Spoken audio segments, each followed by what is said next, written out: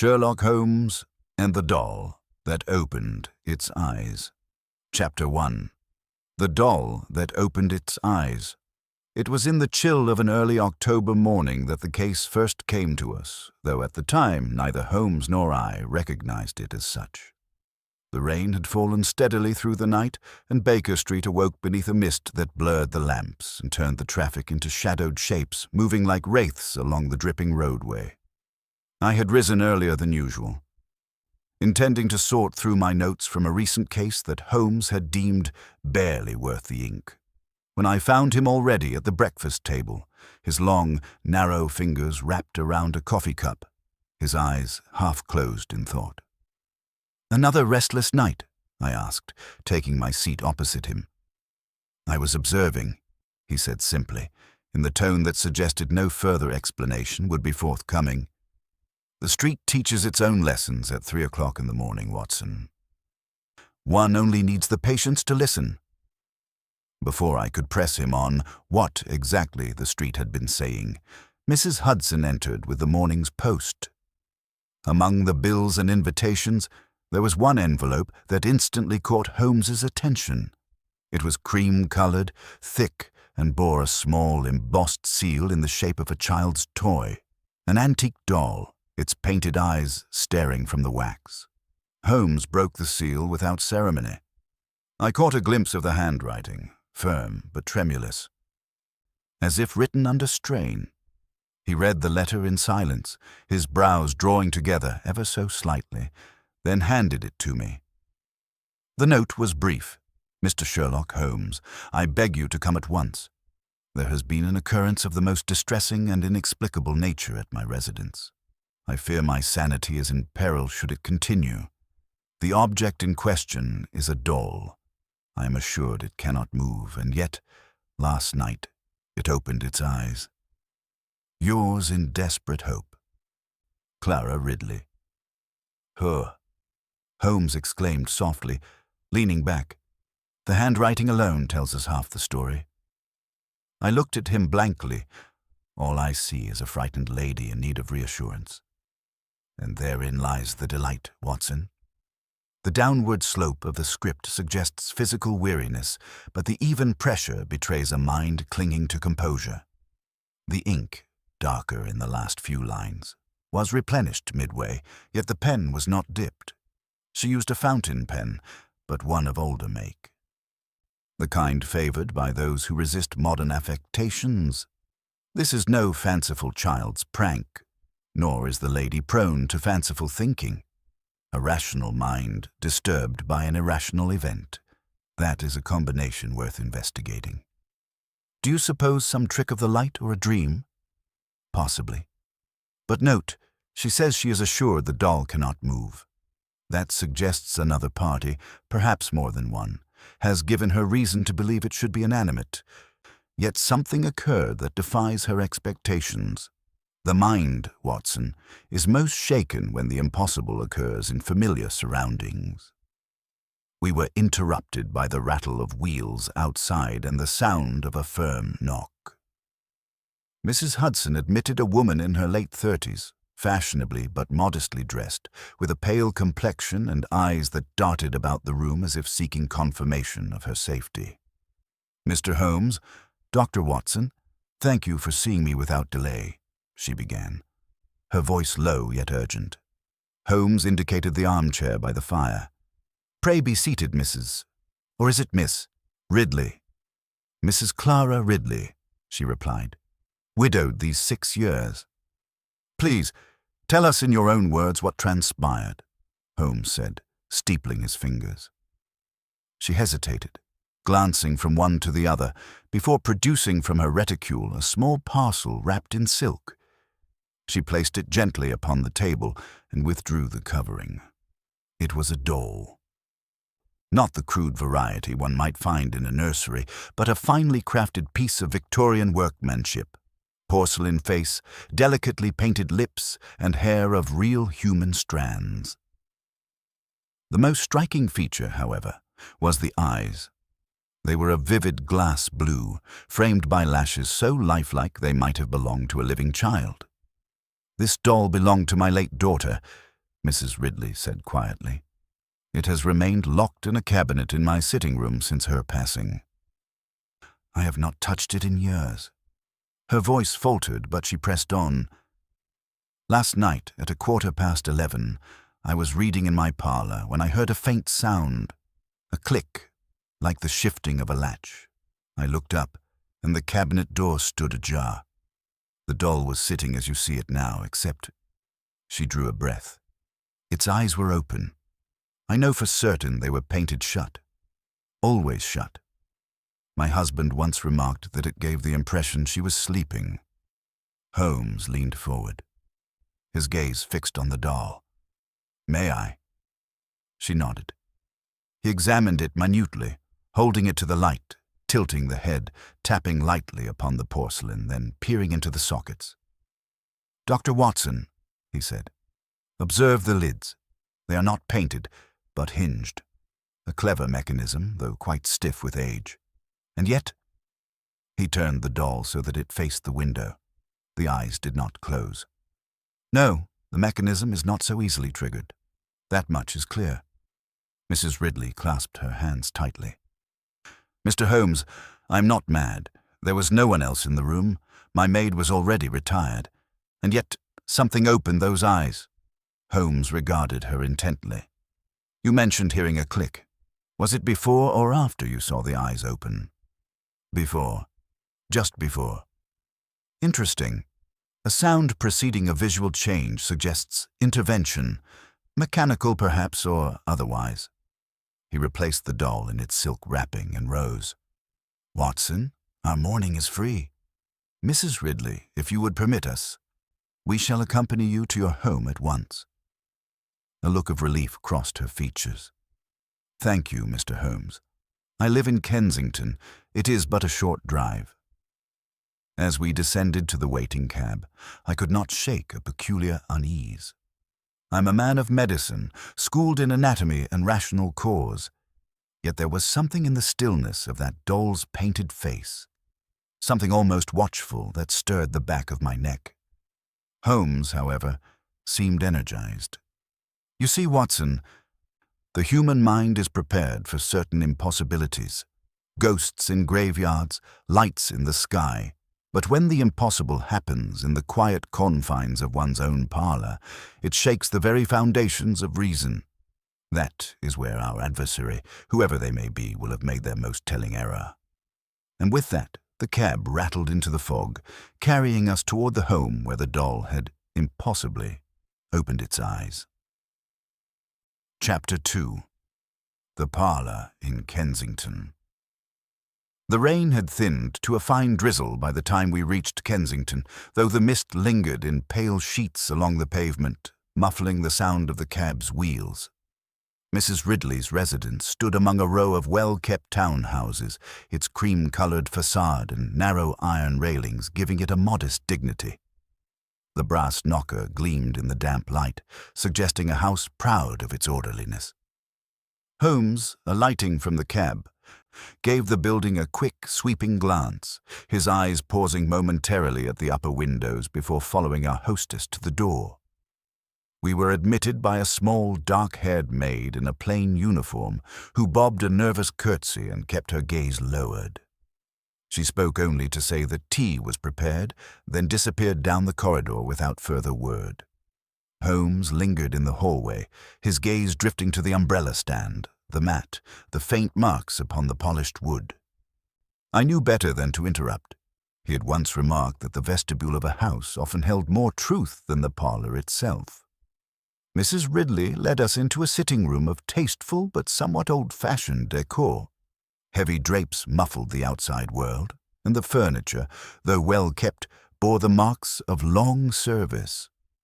A large mahogany cabinet stood against the far wall, its glass doors reflecting the glow of the small fire in the grate. Within the cabinet, I saw other relics, china figurines, framed miniatures, a music box. But my attention, like Holmes's, was drawn to the empty shelf at the center, where the doll had once sat. Holmes approached the cabinet and examined the lock with an almost surgical care. "Mrs. Ridley," he said, You mentioned last night the door was found ajar. Was this lock engaged when you last placed the doll inside? Yes, Mr. Holmes. I locked it myself years ago and have not opened it since. The key has been kept in my writing desk, in the study. Holmes produced his lens and bent low, tracing the edge of the lock. Not forced, he murmured. No splintering about the clasp. Either the key was used or the mechanism was tripped by another means. I could see Mrs. Ridley's discomfort deepen. You think someone entered the room, Mr. Holmes? I think, madam, that we must discover whether anyone could have done so without your knowledge. He turned to the windows, testing the latches. Secure, but old. A determined hand might lift the sash without noise, though the paint would protest.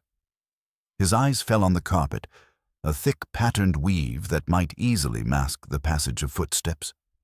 Holmes motioned to the maid, who had returned silently with the tea tray. Your name? He asked without looking up. Elsie, sir. And how long have you been in Mrs. Ridley's service? 3 years, sir. You retired early last night? Yes, sir. I'd finished the washing up by 10. And you heard nothing unusual? No creak of the cabinet, no sound of the window? No, sir. She glanced at Mrs. Ridley as if for reassurance. I sleep in the attic, you see. It's far from the parlor. Holmes dismissed her with a nod, and she retreated. He turned to Mrs. Ridley once more. I should like to see the study and the key. We followed her down a short corridor into a smaller, book-lined room, warm with the scent of leather and old paper. On the desk lay a small brass key, neatly placed upon a blotter. Holmes took it up, tested its fit in the palm of his hand, and smiled faintly. This is original to the cabinet. Yes. And yet the wards show no wear beyond normal use. Remarkably clean for something idle these past years. Do you have reason to believe anyone else knew of its location? Mrs. Ridley hesitated. I cannot say for certain. My late husband knew, of course, and my brother Harold visited often in those years. He was very fond of my daughter and of her things. Holmes slipped the key into his pocket without ceremony. We shall return it in due course. For now, Watson, let us reconstruct the events as closely as possible. Mrs. Ridley, please take your place in the parlor as you were last night. I shall observe. We retraced our steps to the sitting room. She seated herself by the fire, a book in her lap.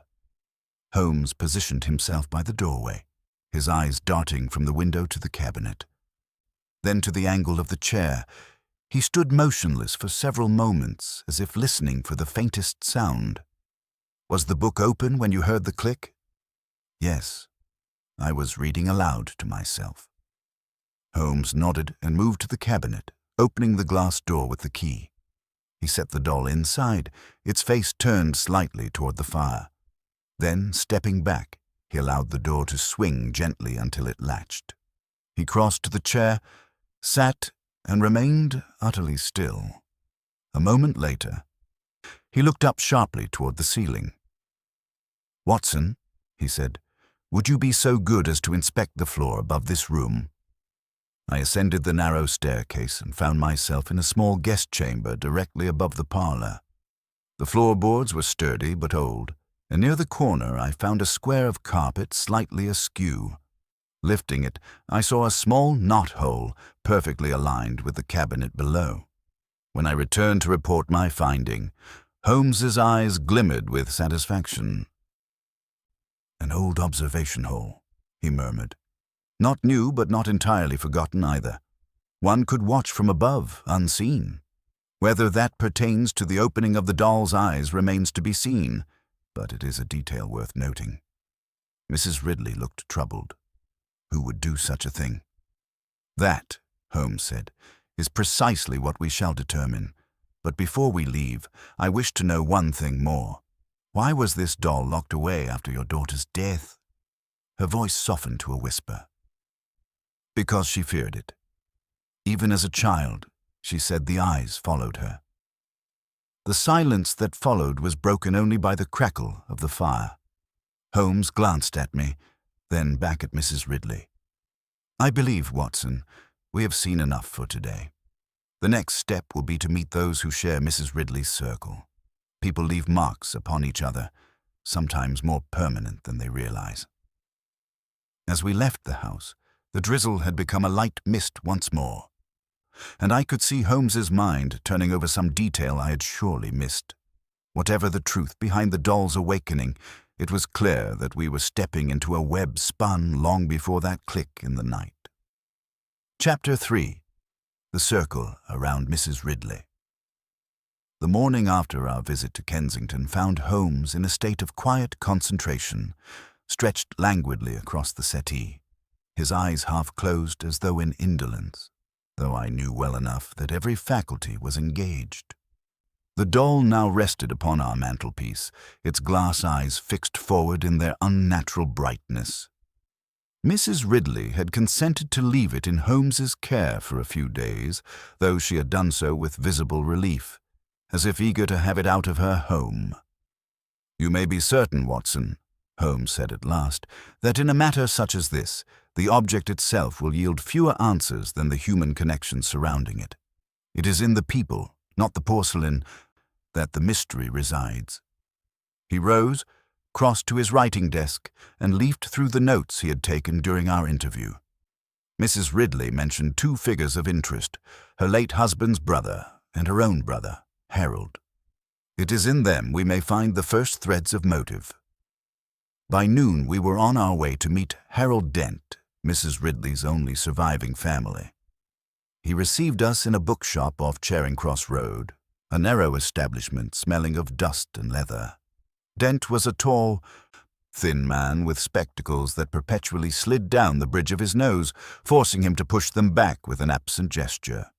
His manner was courteous, but a subtle tension marked his every movement, as though he were wary of something unsaid.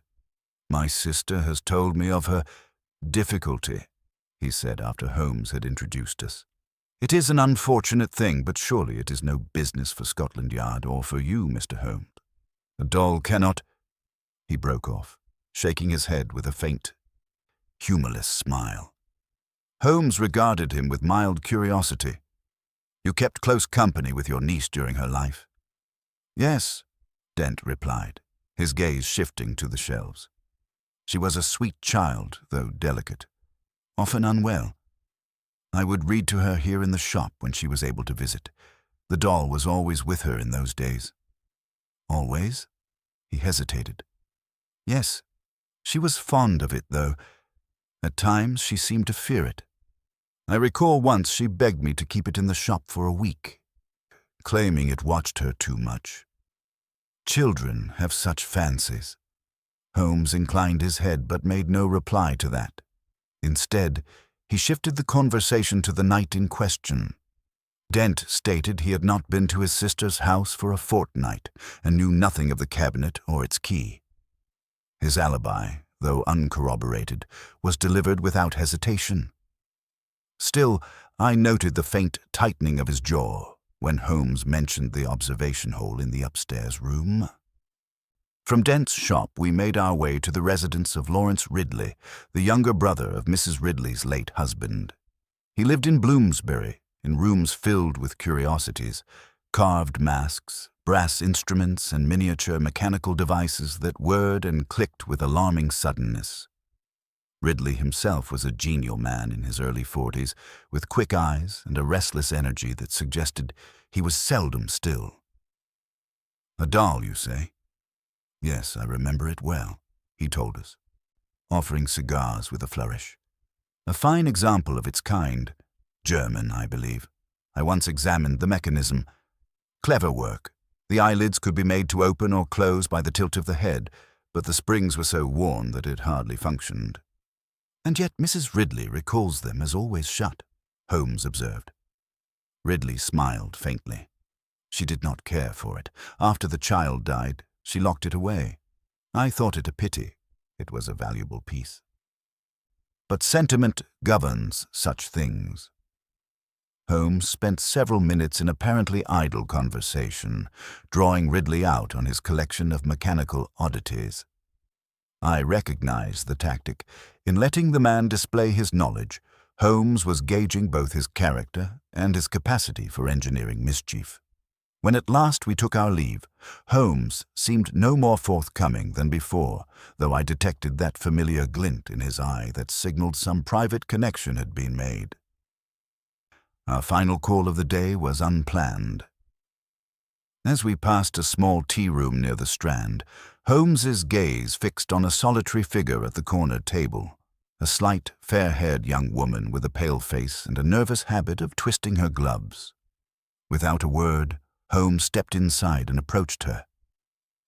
"Miss Turner, I believe," he said softly. She looked up, startled. "Yes. How did you—" "Mr. Holmes has a way of recognizing faces," I offered, taking the seat beside him.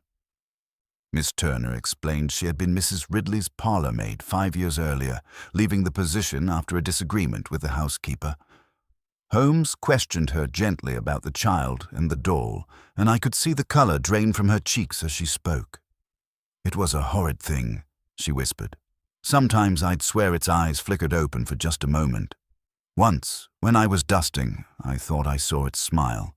I told no one, of course. They would have thought me mad." "And the night the child died?"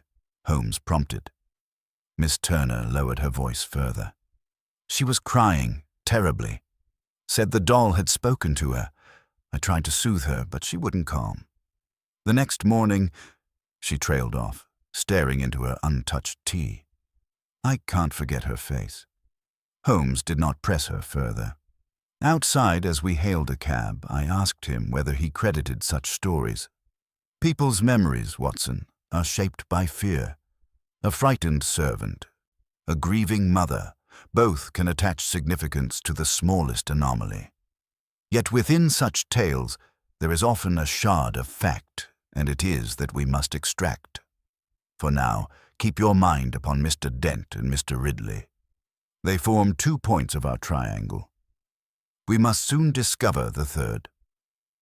We rode back through the lamplight, the autumn fog thickening around us. I could not help but glance at the parcel on Holmes's desk when we returned. The doll sat within, its bright eyes hidden under the cloth. For the first time, I wondered whether Mrs. Ridley had been entirely right to part with it so quickly. Chapter 4.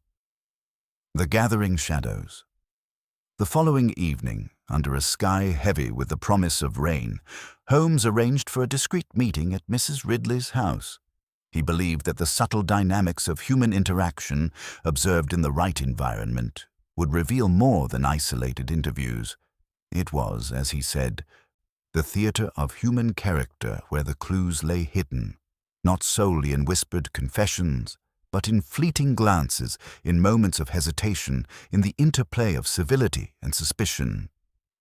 Mrs. Ridley, though visibly anxious, consented to host the gathering.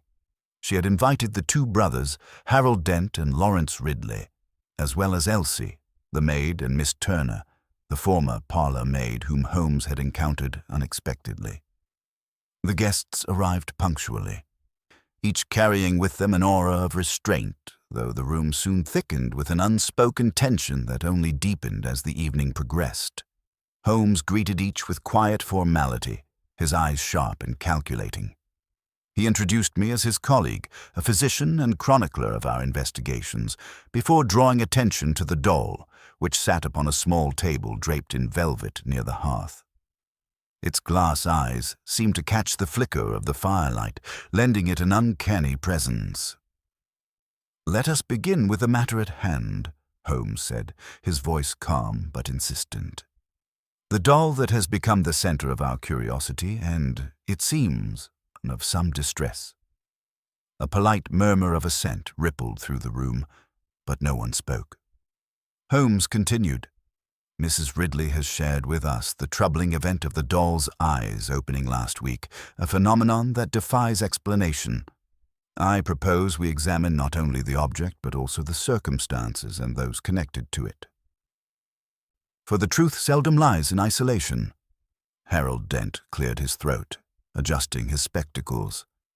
"Mr. Holmes, I confess I find the entire situation peculiar. Dolls, as you know, are merely toys. To attribute them with supernatural movement seems excessive. His brother-in-law, Lawrence Ridley, smiled thinly. And yet, it is often in the mundane that the most extraordinary secrets are concealed. Elsie, the current maid, looked uneasy but said little, her gaze flickering nervously to the doll. Miss Turner, now seated quietly near the window, avoided all eye contact, her hands tightly clasped in her lap. Holmes's eyes rested momentarily on each, then he addressed the group. "I am interested in the night of the event. Who can account for their whereabouts precisely?" Dent spoke first. "I was at home, alone, reading. No one can vouch for me, but I assure you I was undisturbed." Ridley nodded.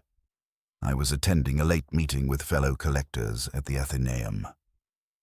Several can confirm my presence." Elsie looked down, murmuring, "I was asleep in my room." Miss Turner swallowed visibly but said nothing. Holmes raised a hand. "Miss Turner, you have been silent. Might you share your thoughts?" She hesitated, then spoke in a voice barely above a whisper. "I was not there that night. I left service some years ago, but I recall strange things in the house. Doors opening when no one was near, whispers in empty rooms." Holmes inclined his head. "And did you ever mention these things to Mrs. Ridley or anyone else?" "No, sir. I feared I would be dismissed as fanciful." A faint smile flickered on Holmes's lips. Fear is a powerful silencer, yet those silenced often hold the clearest truths. The conversation then turned to the cabinet and its lock. Holmes requested permission to examine it again. Mrs. Ridley led us to the parlor, where he produced the key and slowly opened the cabinet door. He lifted the doll, turning it so the eyes caught the light. "Observe," Holmes said, "the mechanism here is delicate but functional. It requires a precise movement to trigger the opening of the eyes. Now consider the height of the shelf, the cabinet's position, and the fact that no one admits to having disturbed it. Is it possible this mechanism could have operated without external interference?" Ridley scoffed lightly. "Mechanical failure, perhaps. Age and wear might cause it to spring open." Holmes shook his head. "I have tested the doll extensively. The mechanism is stiff, resistant to accidental movement. It requires a firm and deliberate tilt." He looked around the room, eyes resting finally on Elsie. "You have access to the parlor in the evenings?" "Yes, sir. I clean there after the household retires." "And you heard nothing? No click of the latch?" "No, Mr. Holmes." Holmes turned to Mrs. Ridley. "Your daughter's fear of the doll. Was it ever discussed openly?" Mrs. Ridley nodded slowly. "She was a quiet child, prone to vivid imagination, but when she spoke of the doll's eyes, it was with dread. She said it watched her, that it knew things she did not." The room fell silent, heavy with unspoken memories. Holmes broke it softly. "Mrs. Ridley, does the doll's presence cause you distress beyond last week's event?" She looked to the floor, her voice trembling. "Yes. I cannot sleep in this house without feeling watched. I fear the doll's eyes are not merely glass, but something darker." Holmes regarded her with a measured gaze.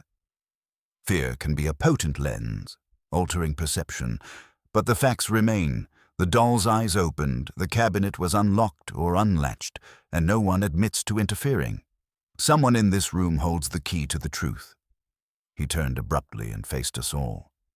"Tomorrow I shall require your cooperation in a more detailed inquiry. For tonight, I ask that each of you reflect upon your movements, your knowledge of the household, and any peculiarities you may have noticed." As the guests departed, a low fog had settled over the streets outside. I watched Holmes as he replaced the doll in its case, his expression unreadable. "This is no mere mechanical trick, Watson," he said quietly. "There is design here, deliberate and precise. The game is afoot, and the players are already circling." I could only wonder who among them wore the mask of innocence and who harbored secrets dark enough to animate a doll's eyes in the dead of night. Chapter 5. The shadow of suspicion. The next morning, the fog had lifted only slightly, leaving a pale, washed-out light that filtered through the windows of 221B Baker Street as Holmes sat by the fire, steepling his fingers in silent contemplation. I busied myself with my medical journals, but my eyes often drifted toward my companion, whose mind was clearly occupied with the events unfolding at Mrs. Ridley's home. A sharp rap at the door announced the arrival of Inspector Lestrade, who entered briskly, removing his hat and revealing a flushed face marked by exhaustion. "Holmes, Watson, I trust I'm not intruding, but there's been an incident at Mrs. Ridley's. I thought you would want to hear." Holmes's eyes brightened with interest. "Please, Inspector, do tell." Lestrade wasted no time. Last night, a window at Mrs. Ridley's was forced open. No one claims responsibility, and more troublingly, one of the household servants reported seeing a shadowy figure near the property just after midnight. Holmes leaned forward, fingers tapping thoughtfully on his knee. A break-in, then? Possibly, but no theft occurred, nor was anything damaged aside from the window latch. It appears someone was looking for something, or someone. Lestrade glanced at me. "Watson, you've been acquainted with the Ridley case. Can you shed any light?" I recounted the events as best I could, emphasizing the doll and its mysterious awakening. Lestrade listened carefully but remained skeptical. A moving doll? Really, this sounds like one of those domestic disturbances stretched beyond reason. Holmes's gaze sharpened. "On the contrary, Inspector, such disturbances often conceal the most deliberate machinations. We mustn't dismiss what seems improbable." Lestrade nodded curtly. "There's more. The maid, Elsie, has suddenly taken ill. She claims the stress is too much, but some suspect she might be hiding something. And there's talk among the neighbors of a strange man lurking near the house days before the window was forced." "Do you have a description?" Holmes asked. "Only vague. Tall, dark coat, hat pulled low. Nothing concrete, but enough to stir unease." Holmes rubbed his chin thoughtfully. "Watson, it appears the mystery deepens. We must visit Mrs. Ridley's once more." Arriving at the house, we found Mrs. Ridley pale and anxious, her eyes betraying sleepless nights. The shattered window pane had been hastily boarded, but the air of intrusion lingered like a shadow across the parlor. "I fear my home is no longer safe," she whispered. "Who would wish to threaten me?" Holmes gently took her hand. "We shall find out, madam. Pray tell me everything you noticed. The night of the intrusion. Any unusual visitors? Any whispered rumors?" She hesitated, then spoke in a low voice. "A few days ago, a man came calling, a Mr. Philip Carruthers. He claimed to be a distant acquaintance of my late husband and insisted on seeing the doll. I refused." "Did you know him?" I asked. "No. I have since learned he is something of a swindler. Well-spoken but untrustworthy. I warned him away." Holmes's eyes narrowed. "Did he leave any contact information?" "Only a card. I destroyed it." Holmes nodded slowly. "We shall have to look into Mr. Carruthers. A man with interest in such a peculiar object is, by definition, suspect." Our investigation led us to a dingy lodging house in Soho where Carruthers was said to reside. The place reeked of tobacco and stale spirits, its dim hallways filled with murmurs and the scuffing of restless feet. We found him in a cramped room cluttered with papers and trinkets, a man with sharp eyes and a disarming smile that did not quite reach them. "Mr. Holmes, Dr. Watson," he said smoothly, rising to greet us. "I gather you have an interest in a certain doll." Holmes wasted no time. "Mr. Carruthers, your recent attempts to gain access to Mrs. Ridley's home have raised questions. What is your interest in the doll?" Carruthers laughed softly. "A collector's curiosity, Mr. Holmes. Victorian dolls are highly prized, especially rare mechanisms like the one in question." "I meant no harm. Yet you trespassed, breaking a window." "Merely a misunderstanding. I assure you I meant no ill." Holmes's gaze bore into him. What do you know of the doll's history, its movements? Only that it is a clever toy, nothing more. Despite his protestations, Carruthers's evasiveness and the timing of his intrusion made him a convenient suspect. Lestrade was eager to take him into custody, certain the case was near resolution. Holmes, however, stood firm. "Inspector, this man is but a convenient shadow. The true architect of this mystery remains hidden. We must not be misled by what seems obvious." Lestrade scowled but nodded reluctantly. "Very well, Holmes, but do not keep the poor lady waiting too long. There is danger in leaving such matters unresolved." As we left the grim lodging behind, I could not help but feel the same unease that had shadowed our first meeting. Holmes's instincts, always sharp, were clearly troubled. And I knew better than to question his restraint. "The case, Watson," he said quietly, "is growing stranger by the hour, yet the most pressing mystery remains. Who manipulated the doll, and to what end?" The doll's glass eyes seemed to watch us from my satchel as we returned to Baker Street, and I was left with the chilling sense that the game was far from over. Chapter 6. The Hidden Discrepancy. The morning fog lingered long over London, wrapping the city in a damp, grey veil as Holmes and I resumed our work in the quiet of 221B. The doll, still carefully nestled beneath its velvet cloth, seemed to mock us with its silent, glassy stare. The case had, for the moment, settled upon the shoulders of Philip Carruthers, the man whose intrusion had unsettled Mrs. Ridley and drawn the attention of Inspector Lestrade. Yet Holmes's usual spark was dimmed by an unease he could not, or would not, yet reveal. As I arranged my medical bag beside the fire, Holmes was absorbed in re-examining the notes and sketches he had made since our arrival at the Ridley residence. His long fingers traced over the illustrations of the cabinet's lock, the doll's mechanism, and the peculiar observation hole in the floor above the parlor. I ventured to ask what troubled him so. "There is a subtle inconsistency, Watson," he said quietly, "one that has not yet been spoken aloud." He laid before me two sketches. One a detailed drawing of the doll's mechanism, the other a plan of the Ridley house showing the relative positions of the parlor, the upstairs room, and the observation hole. "Consider," he began, "the timing of the doll's eyes opening." Mrs. Ridley heard the click, the sound of the latch shifting, immediately before she saw the eyes open.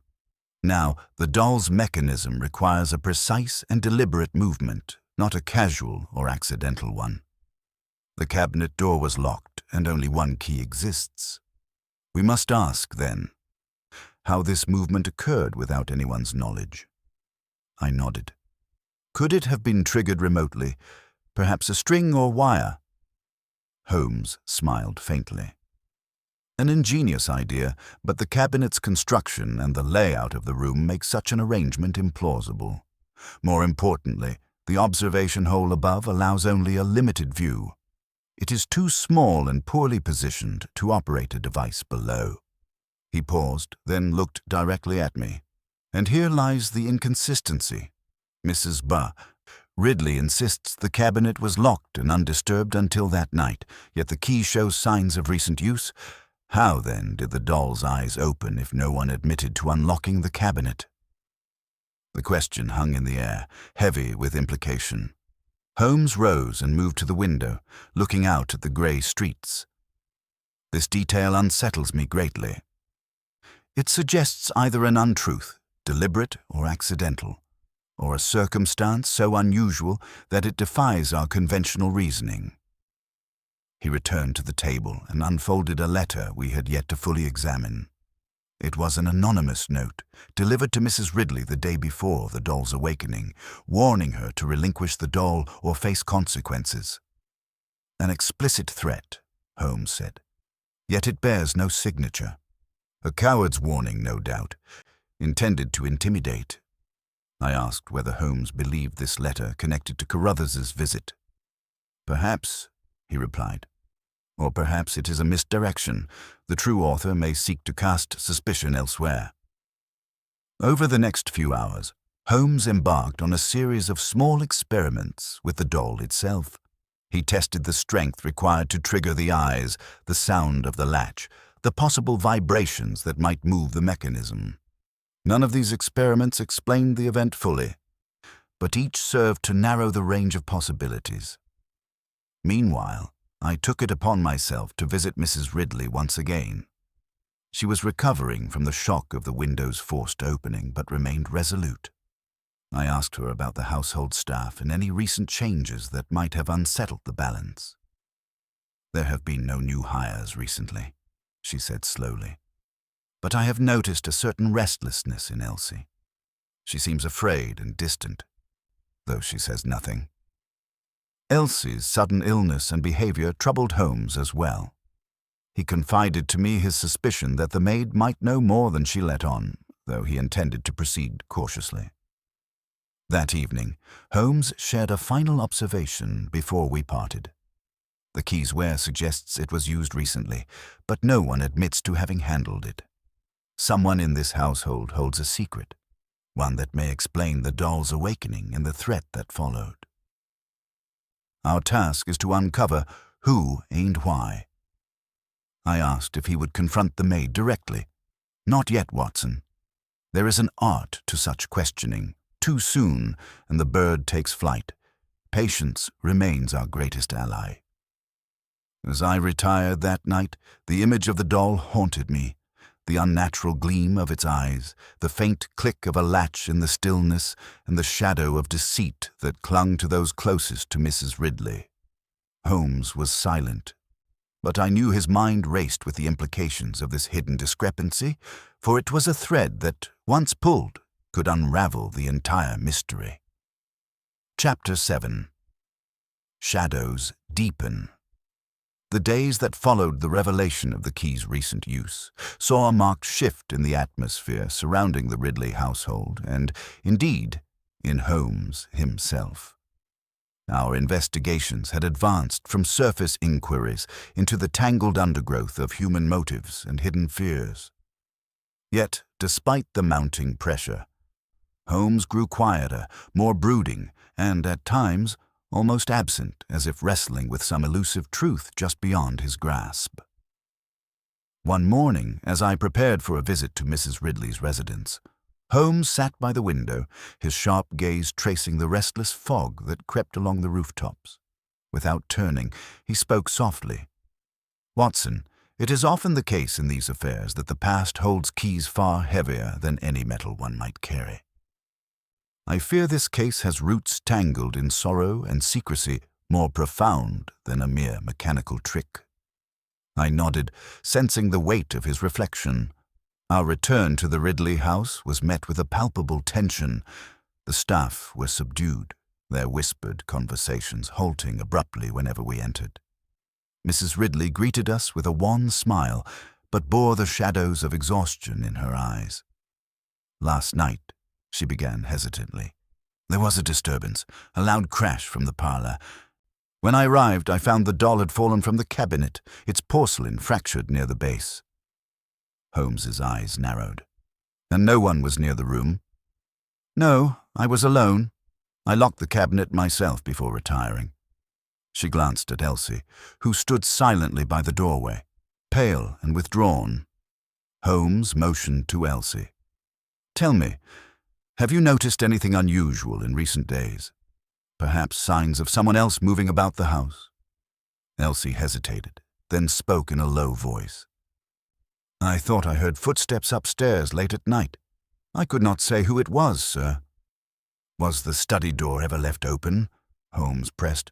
"No, sir, but sometimes the cabinet door was not quite shut tight.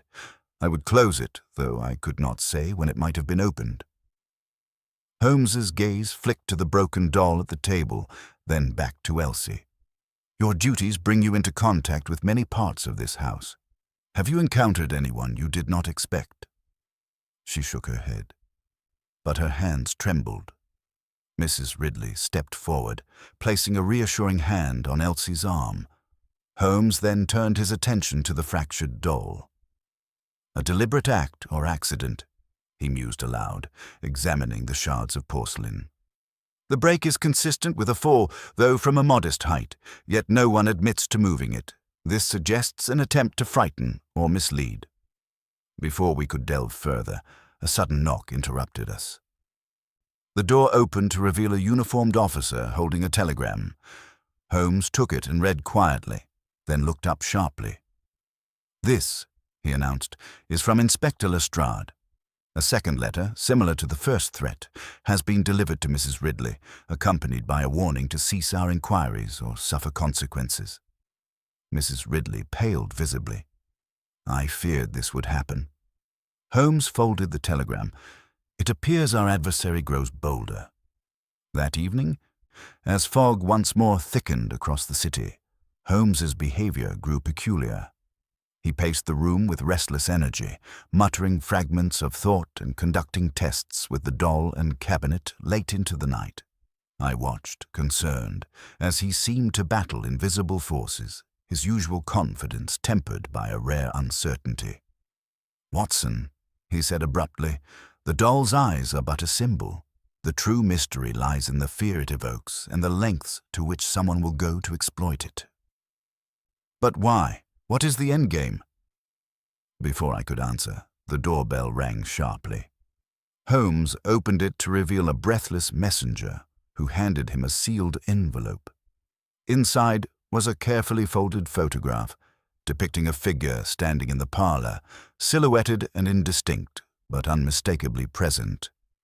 Holmes studied the image intently. A witness, perhaps, or a trap. He looked to me with a grim smile. "The game is evolving, Watson. The shadows deepen, and so must our vigilance." That night, I lay awake pondering the fragmentary pieces. The shattered doll, the secret key, the threatening letters, and now this mysterious photograph. The household was no longer merely a scene of strange occurrences. It had become a battleground of hidden wills and unspoken dangers. Holmes, though outwardly calm, carried the weight of a mind racing against time to uncover a truth veiled in darkness. Chapter 8. The Psychological Game. The air in Baker Street was heavy with anticipation as Holmes prepared for the next stage of our investigation. The photograph had arrived like a dark summons, a whisper from unseen corners of the Ridley household that spoke of secrets not yet confessed. Holmes, ever the strategist, understood that uncovering the truth required more than mere observation. It demanded a delicate game of shadows and mirrors, a psychological dance that could unmask the guilty by their own missteps. Our return to Kensington was under the cloak of dusk, the street lamps flickering through a creeping mist as Holmes mapped out his plan with meticulous care. Mrs. Ridley, pale but resolute, welcomed us once again into the parlor, where the doll now rested uneasily on a velvet cushion, its glass eyes catching every flicker of light with unnatural intensity. Holmes moved among the assembled household, the ever-watchful Elsie, whose nervous glances betrayed hidden anxieties.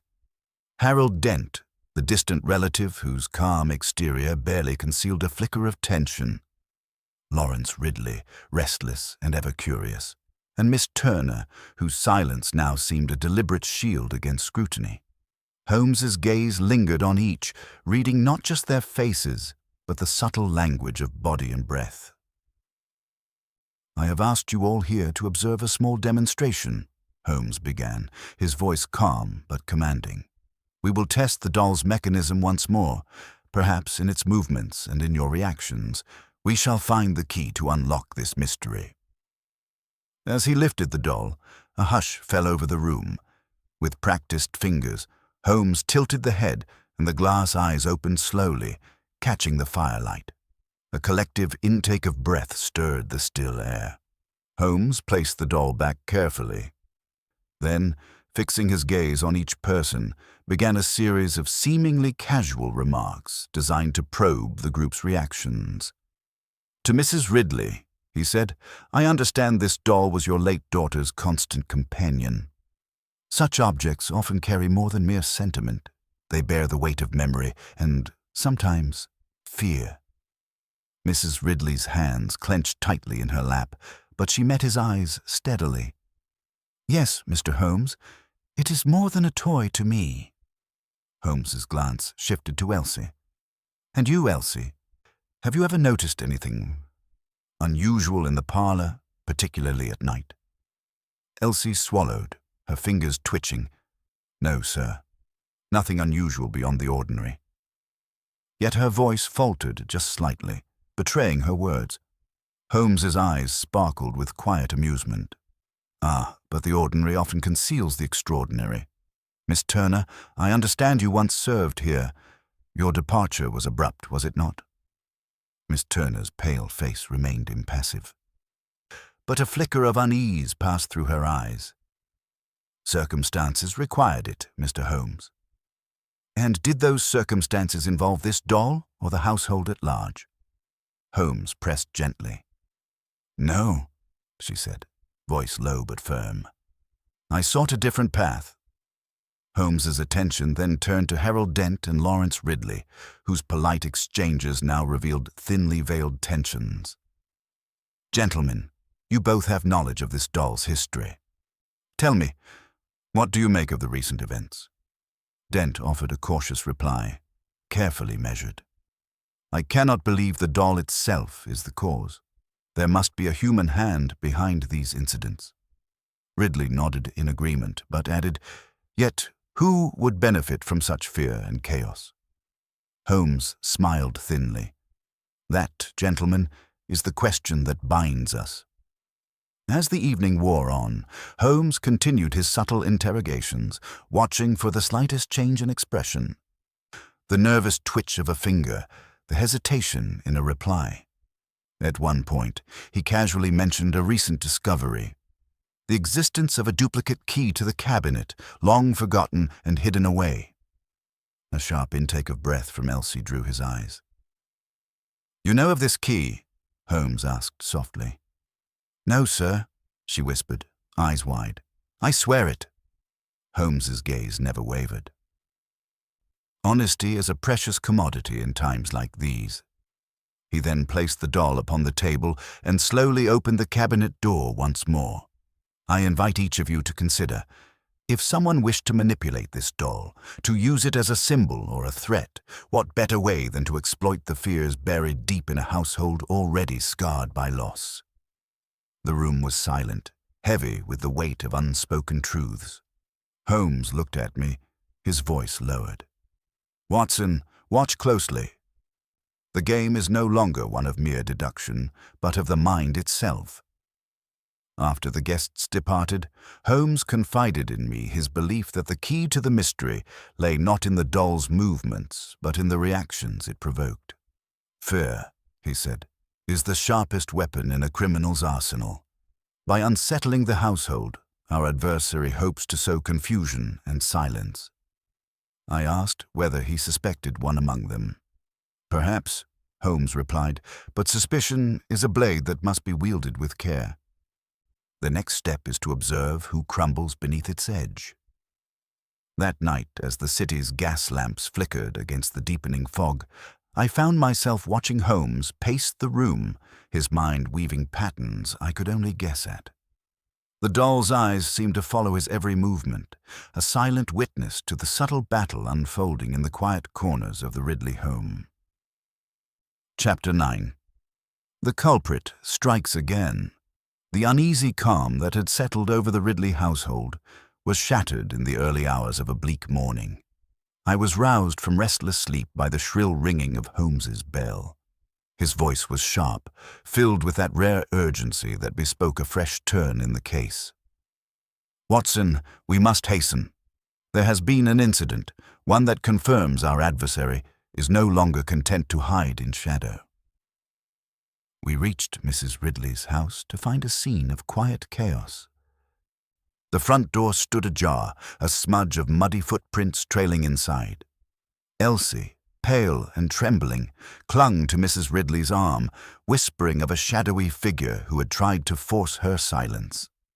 The maid's eyes were wide with terror as she recounted how, in the dead of night, a masked intruder had burst into her room, demanding information about the investigation and threatening dire consequences should she speak further. Holmes listened intently, his gaze piercing but calm. "Did you see the attacker's face?" he asked gently. "No, sir," Elsie replied, her voice trembling. "He wore a dark mask and gloves, but his voice, it was low and cruel. He knew details about the doll and about the letters."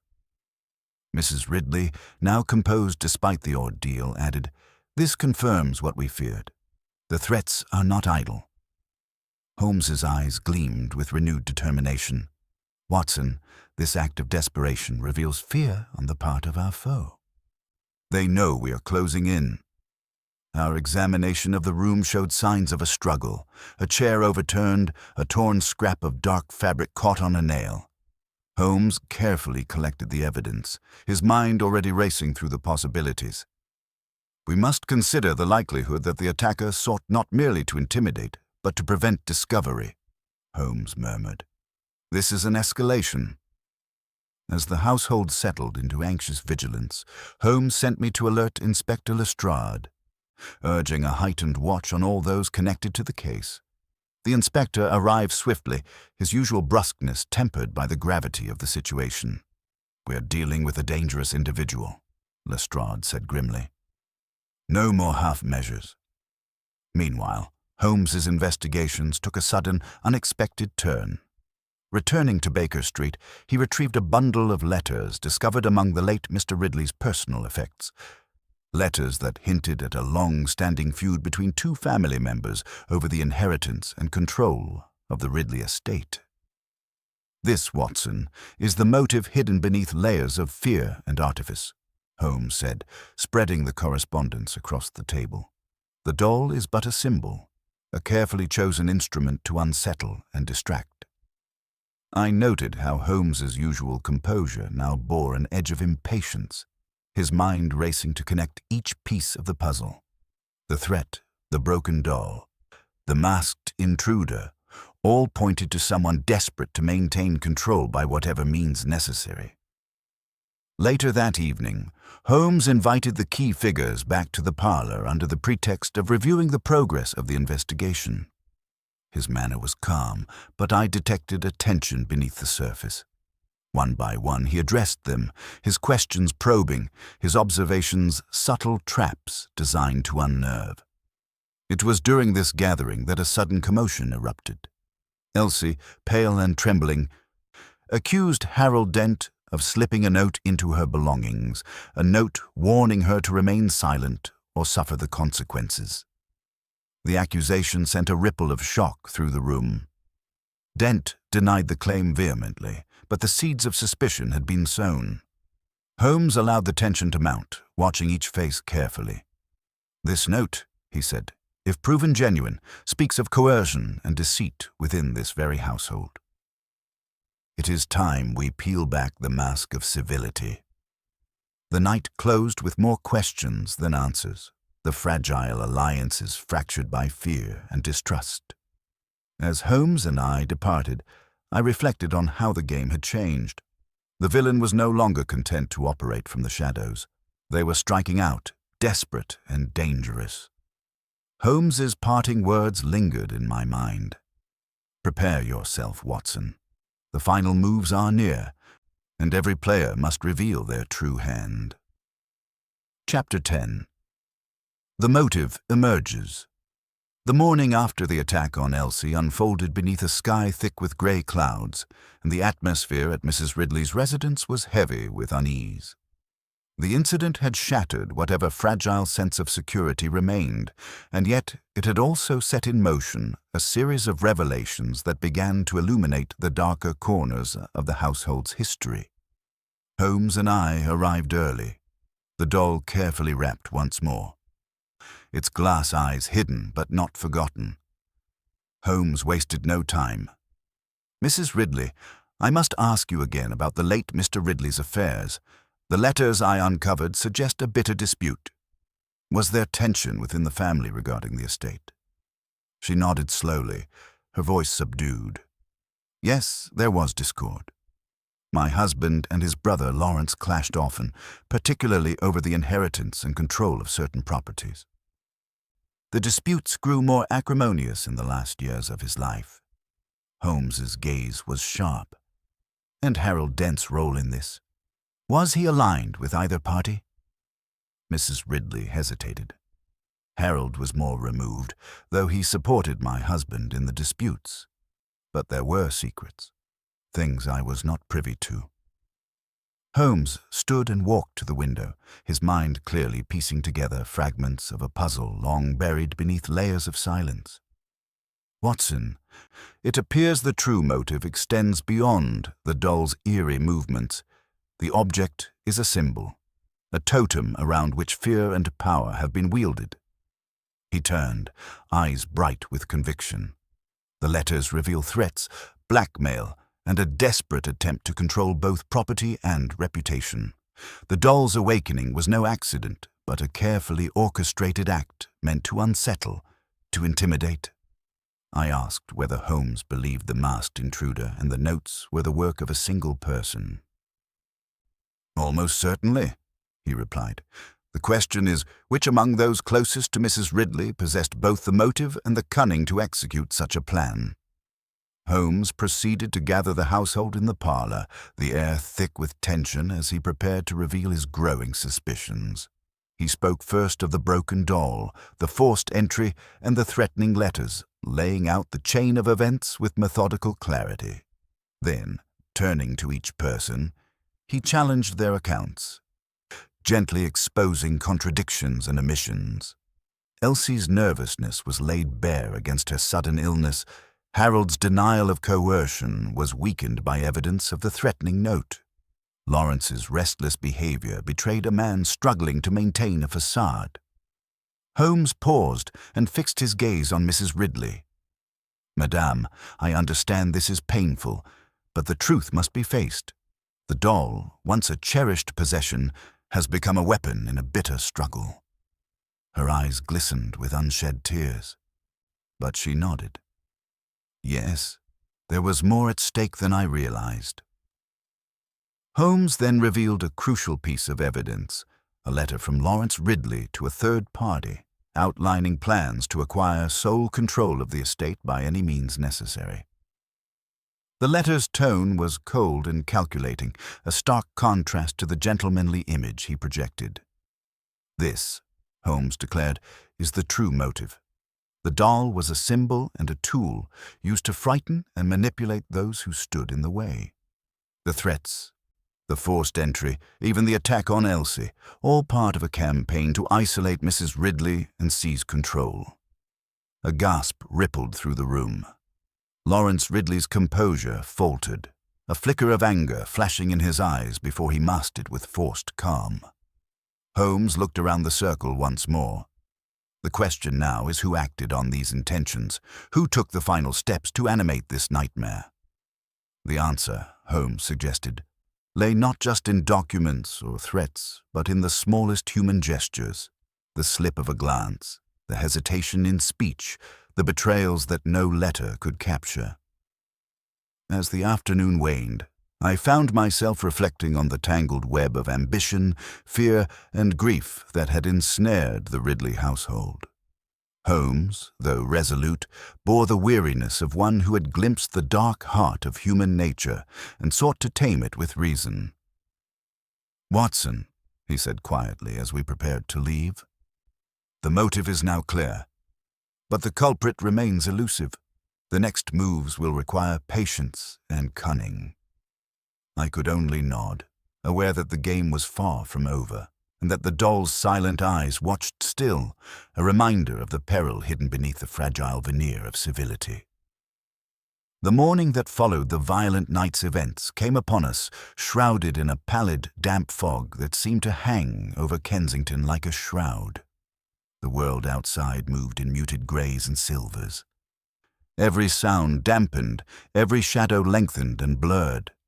Within the walls of Mrs. Ridley's once serene home, an even deeper silence prevailed, not of peace, but of uncertainty, as though the very air held its breath, waiting for the next revelation.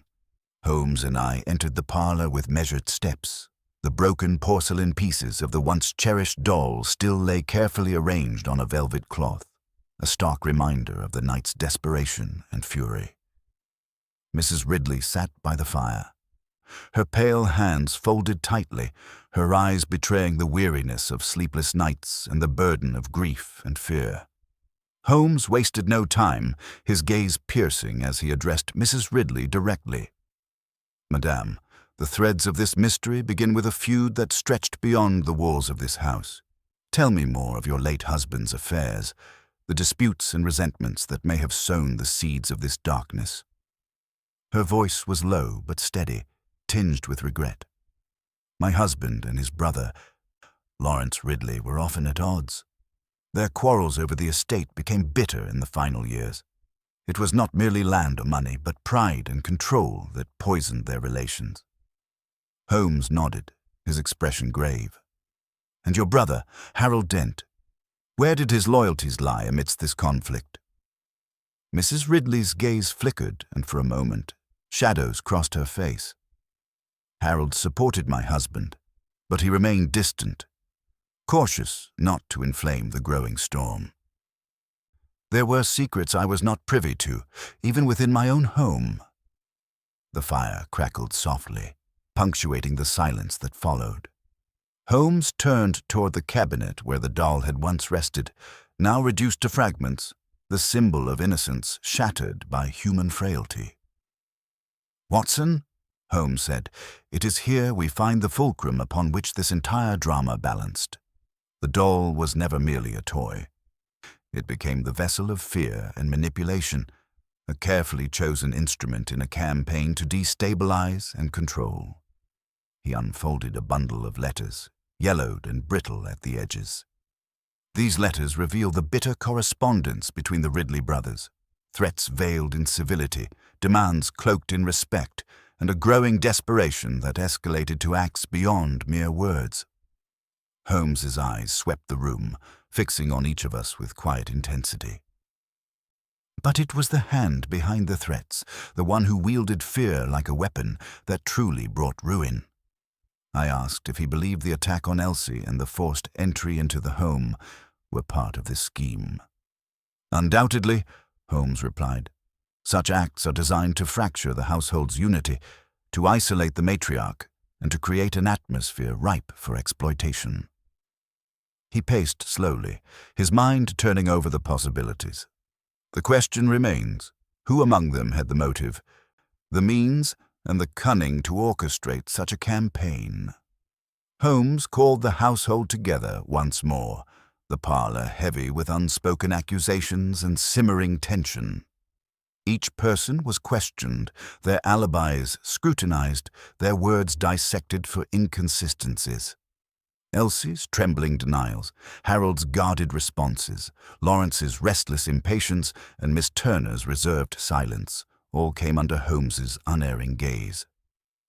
He revealed a letter found hidden among Lawrence Ridley's papers, a cold and calculated missive outlining plans to consolidate control over the estate by any means necessary, even if it meant undermining family bonds and sowing chaos.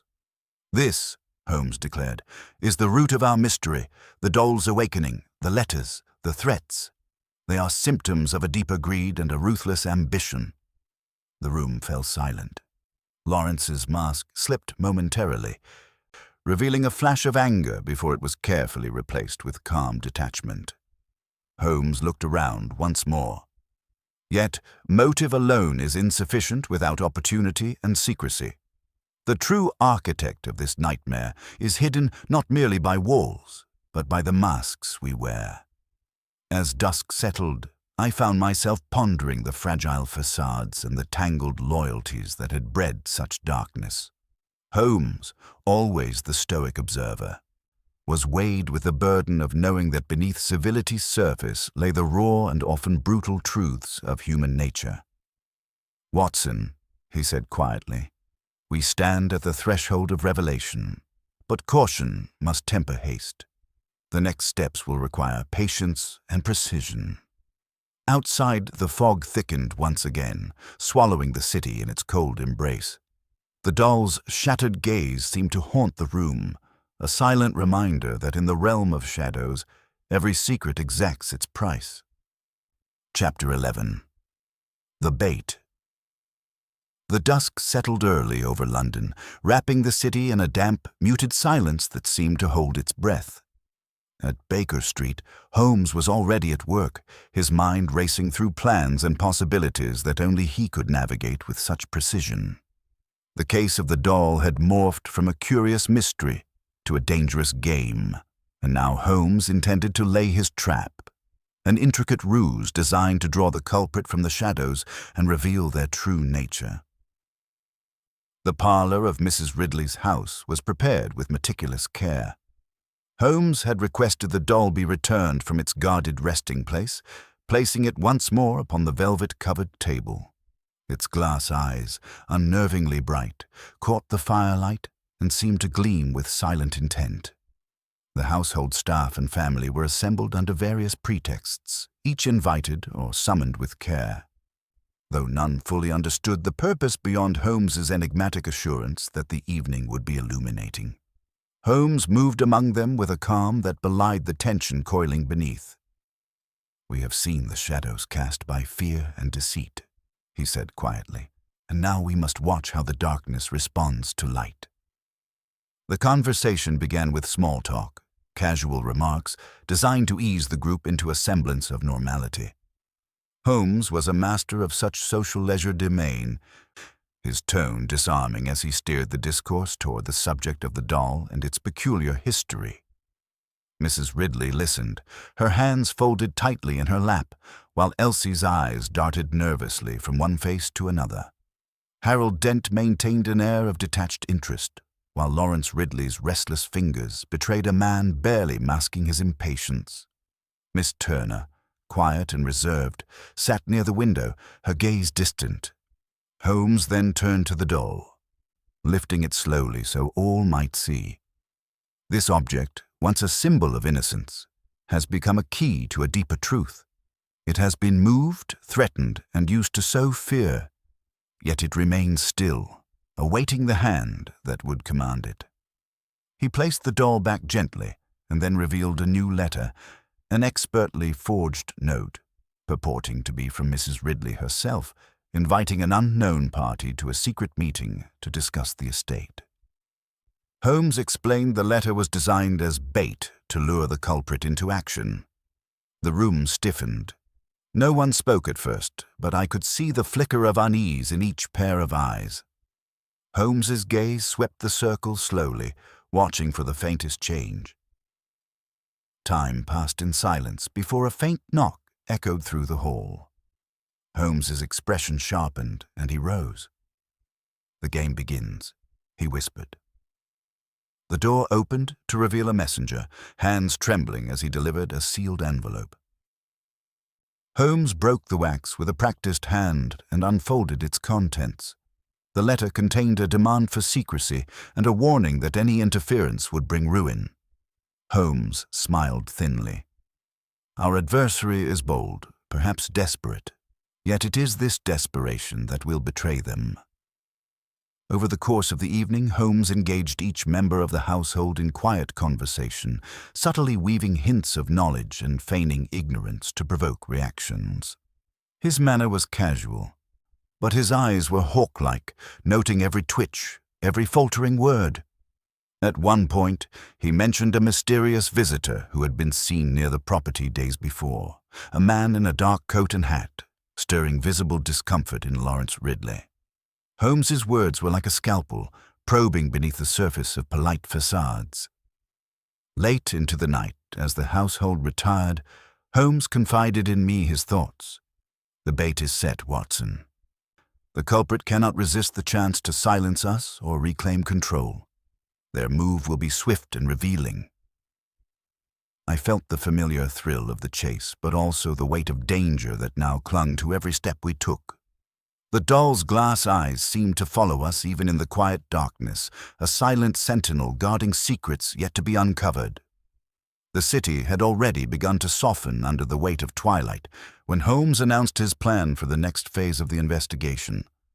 The evening air outside 221B Baker Street was thick with mist, the gas lamps casting pools of hazy light upon the slick cobblestones. Inside, the room was alive with a quiet urgency. The doll, now carefully wrapped in velvet, resting on the mantelpiece as if it were both a prize and a silent witness to the unfolding drama. Holmes was meticulous in his preparations. He explained to me that mere observation had reached its limit. Now they must provoke a response. Draw the culprit into action by setting a carefully crafted trap. The forged letter, designed to tempt the shadowy figure still lurking in the fringes of the Ridley household, was the centerpiece of this strategy. We returned to Kensington under the veil of darkness. The parlor was arranged with deliberate precision. The doll, displayed openly on a small table draped in deep velvet, became a focal point for the evening. Mrs. Ridley, still fragile but determined, had consented to the gathering of those involved, though few knew the true purpose of the meeting beyond Holmes's vague assurances. The household's key figures arrived. Elsie, nervous and pale; Harold Dent, measured and composed; Lawrence Ridley, restless and watchful; and Miss Turner, quiet and inscrutable.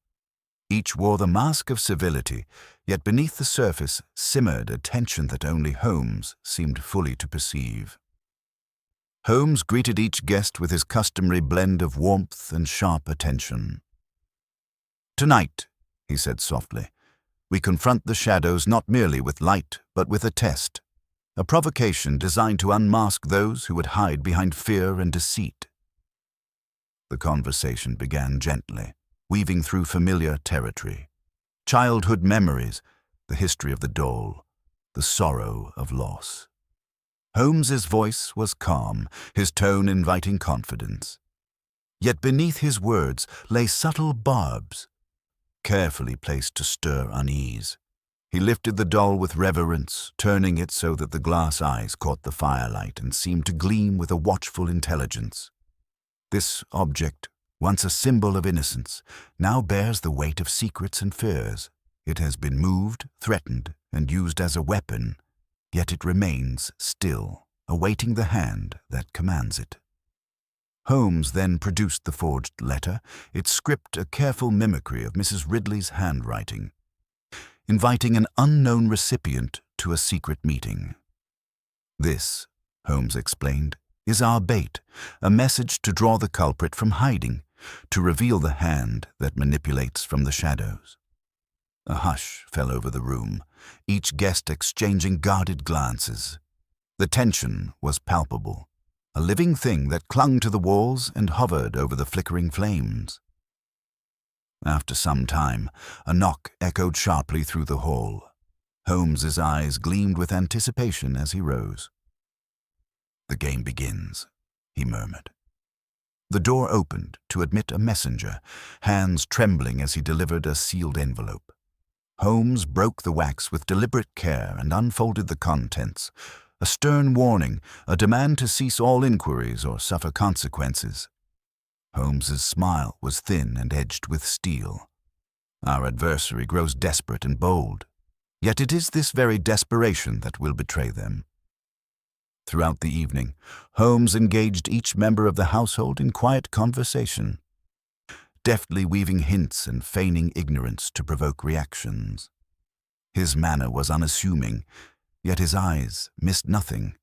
The twitch of a finger, the falter in a voice, the shadow of guilt flickering across a face. He casually mentioned the mysterious man seen near the property days before, a figure cloaked in darkness and mystery, stirring visible discomfort in Lawrence Ridley. Holmes's words were precise, slicing through the veneer of polite discourse and laying bare the hidden anxieties. As the night deepened and the household retired, Holmes confided in me his conviction. "The trap is set, Watson. The culprit's pride and fear will compel a move, and in that moment we shall see truth unveiled." I watched as Holmes settled, his mind racing, ever alert to the smallest sign of the next move. The doll's glass eyes seemed to reflect his own intensity, a silent witness to the unfolding battle of minds and wills. Outside, the city slumbered beneath a blanket of fog, unaware that the shadows held a secret soon to be revealed. Chapter 12. The moment of recognition. The morning broke with an unusual stillness, as if the city itself awaited some great revelation. Holmes sat by the window, eyes fixed not on the grey streets but inward, deep in contemplation. The weight of the case had settled heavily upon him, yet beneath the surface of his brooding was the quiet flicker of insight beginning to ignite.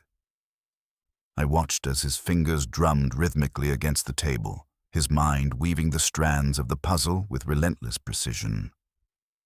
It was late afternoon when Holmes abruptly rose from his chair, his gaze sharp and clear.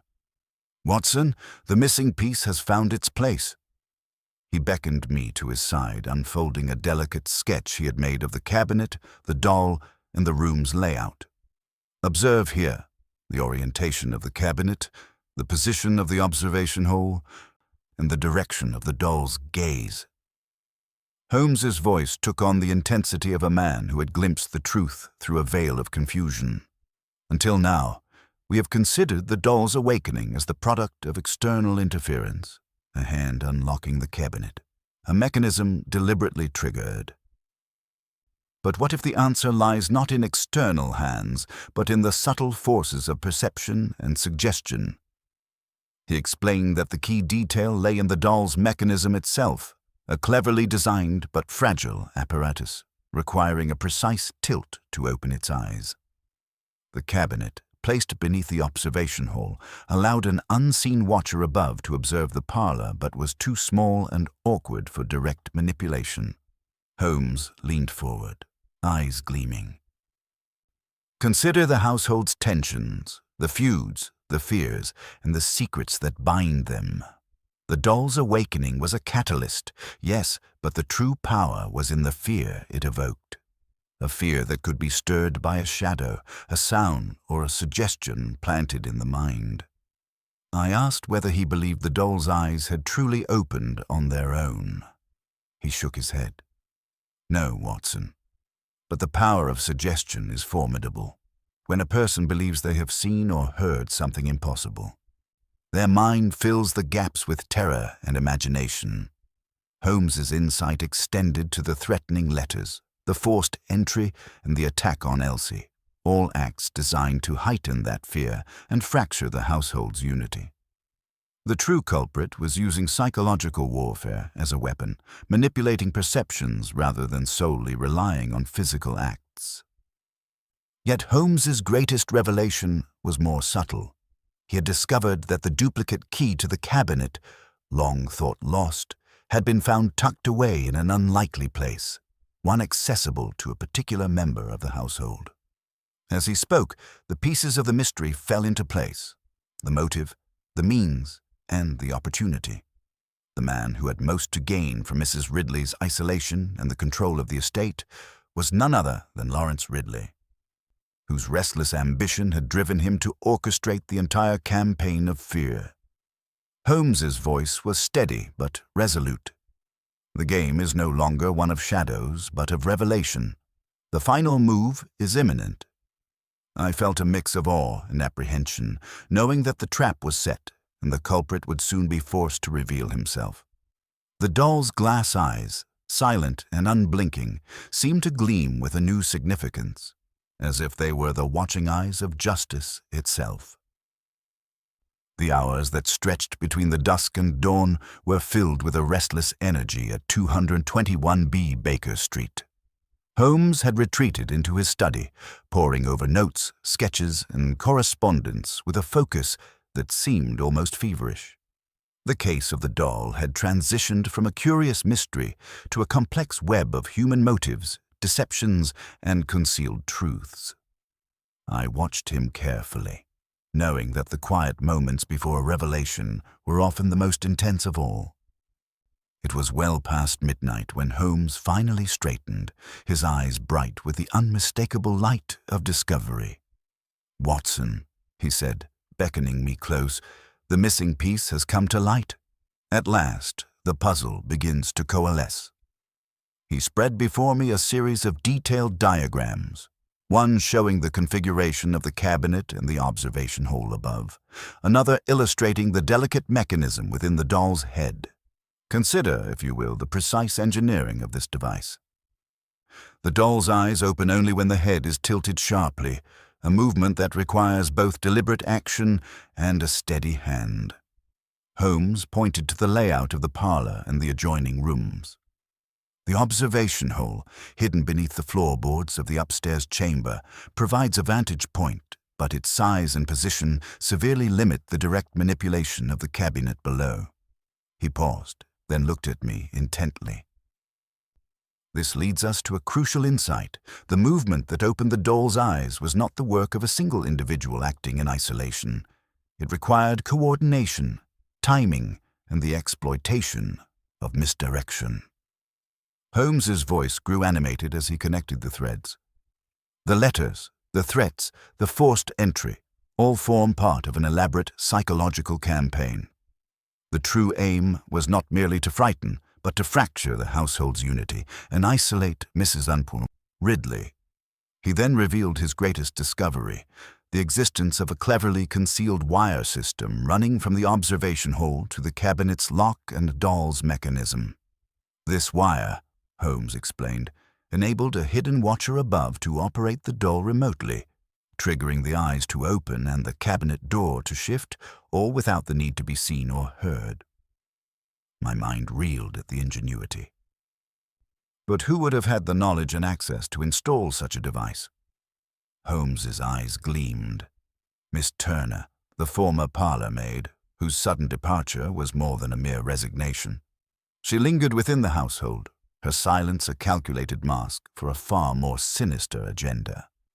He unfolded a letter, discovered among her effects a confession laced with remorse and desperation. In it, Miss Turner admitted to her manipulations, using the wire to animate the doll, sending threatening letters, and orchestrating the campaign of fear to destabilize the family and gain control of the estate by proxy.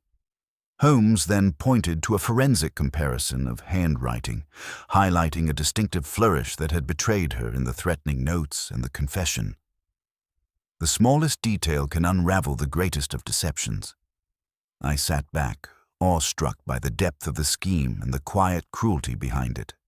Holmes concluded, "The doll's eyes were never truly opened by ghostly hands or unseen forces, but by human cunning and calculated malice." He looked toward the window, where the first pale light of dawn began to soften the edges of the city.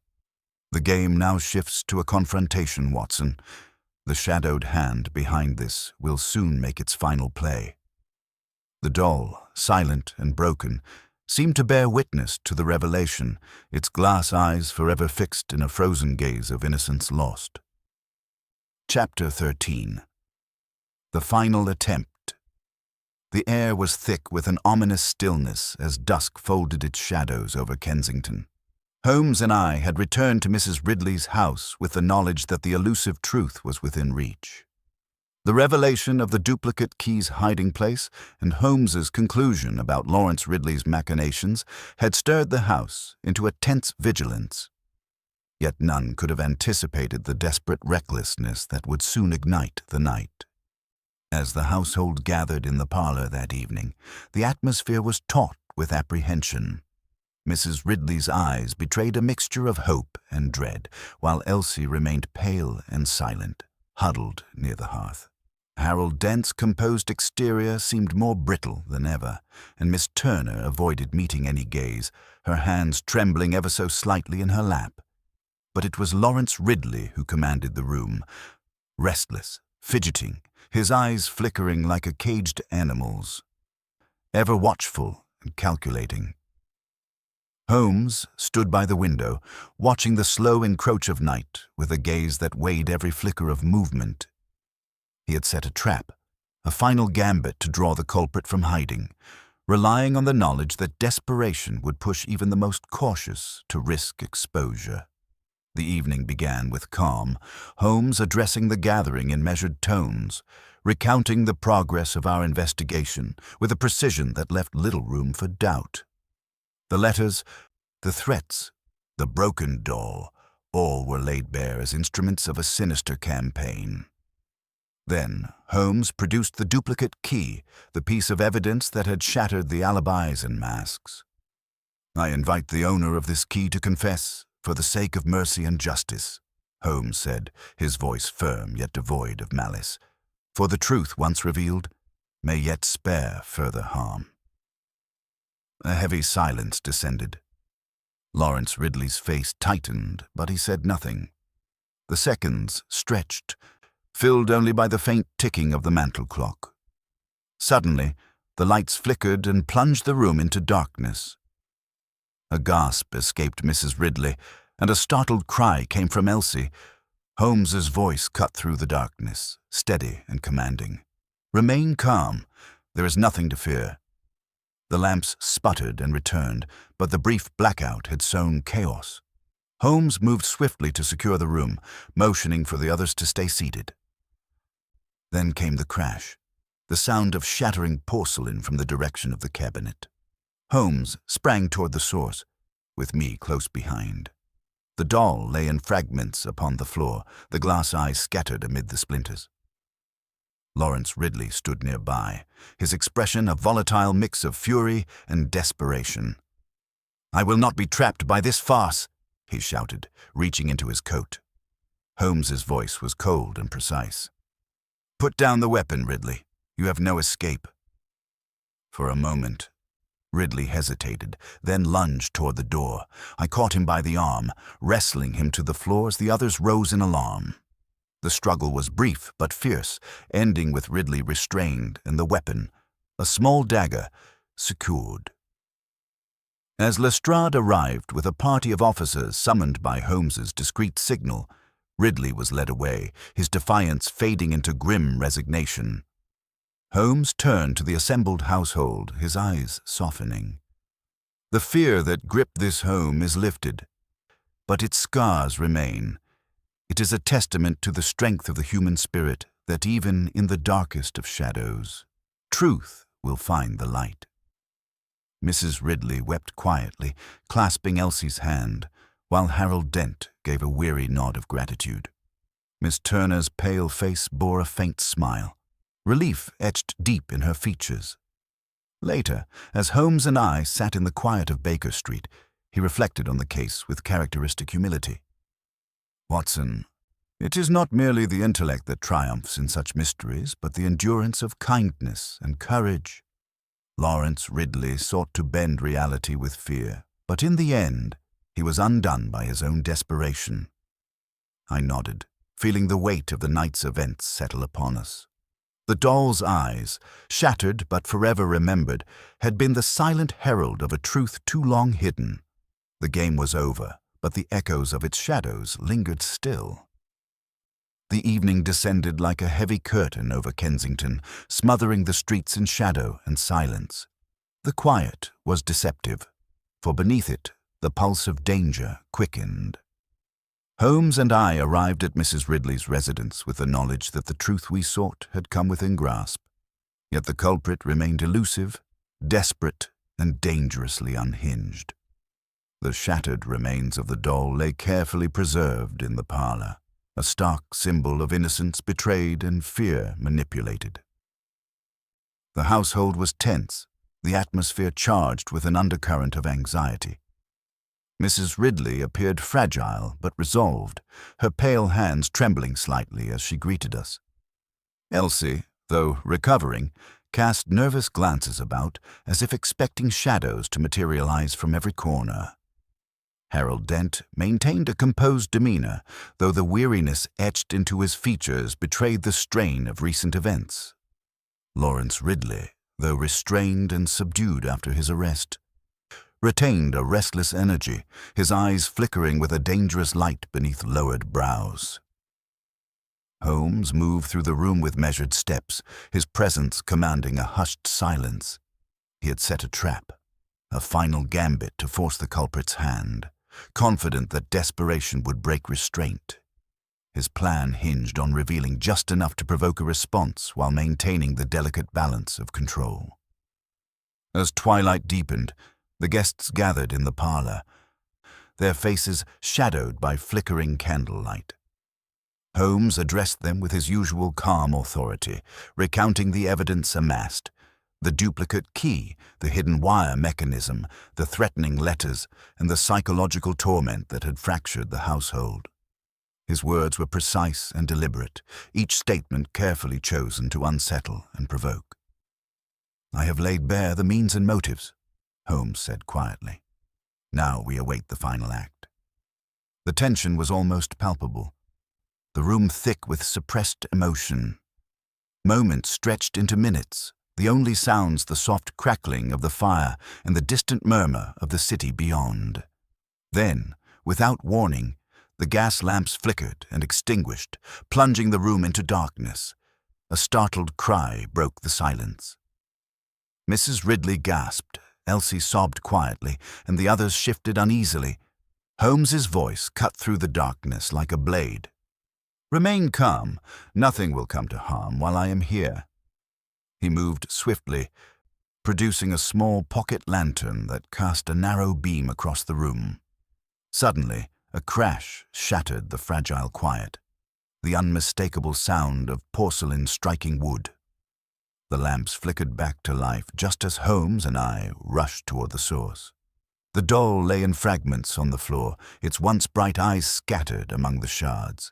There stood Lawrence Ridley, face flushed with anger and desperation, his hands clenched into fists. "I will not be caged by your schemes," he shouted, his voice raw and furious. "This charade ends now." Holmes stepped forward, calm and commanding. "Put down your arms, Ridley. Your resistance is futile." But the man lunged for the door, wild and unrestrained. I caught him, grappling with his thrashing frame. The struggle was brief but intense, ending with Ridley subdued, his defiance melting into grim resignation. Within moments, Inspector Lestrade arrived with a contingent of officers summoned by Holmes's covert signal. Ridley was taken into custody, his rage replaced by the cold realization of defeat. Holmes turned to the gathered household, his voice gentle but resolute. "The darkness that has shadowed this home is lifted, yet its marks will remain. Let us take this as a lesson, that truth and justice, though often delayed, are relentless." Mrs. Ridley wept softly, clutching Elsie's hand. Harold Dent gave a weary nod of gratitude, while Miss Turner, now exposed, sat quietly, her face a canvas of resignation and sorrow. Later, in the quiet of Baker Street, Holmes reflected on the night's events. "Watson," he said, his voice tinged with a rare softness, "ambition twisted by fear can corrupt the noblest intentions. Lawrence Ridley's desperation blinded him, but it was the patient cunning of others that nearly destroyed this household." I nodded, understanding the heavy cost of such revelations. The doll, though silent and broken, had borne witness to a tale of human frailty and darkness, its eyes a haunting symbol of the mysteries we unravel and the truths we seek. As dawn approached, I felt the weight of the journey behind us and the uncertain peace ahead. Holmes, ever vigilant, prepared for the next steps. For in the realm of shadows, vigilance is eternal. Chapter 14. Holmes closes in. The final clue revealed. The morning after Lawrence Ridley's arrest was unusually quiet. The city outside still wrapped in the muted hues of dawn. Yet within the walls of Baker Street, the air was electric with anticipation. Holmes had spent the night poring over every detail, every whispered word and shadowed glance, until the tangled threads of the case began to unravel before his keen mind. Now, with the household safe and the culprit in custody, he prepared to lay bare the final piece of the intricate puzzle that had ensnared us all. I sat across from him as he carefully spread a series of documents, sketches, and notes upon the table. The doll, though broken and lifeless, still occupied a place of significance, a symbol of the mystery's heart. Holmes's eyes gleamed with that rare fervor that comes when all the scattered pieces converge into a single, undeniable truth. "Watson," he began, voice steady but tinged with excitement, "we have seen many curious elements in this case. The locked cabinet, the duplicate key, the threatening letters, and the attack upon Elsie.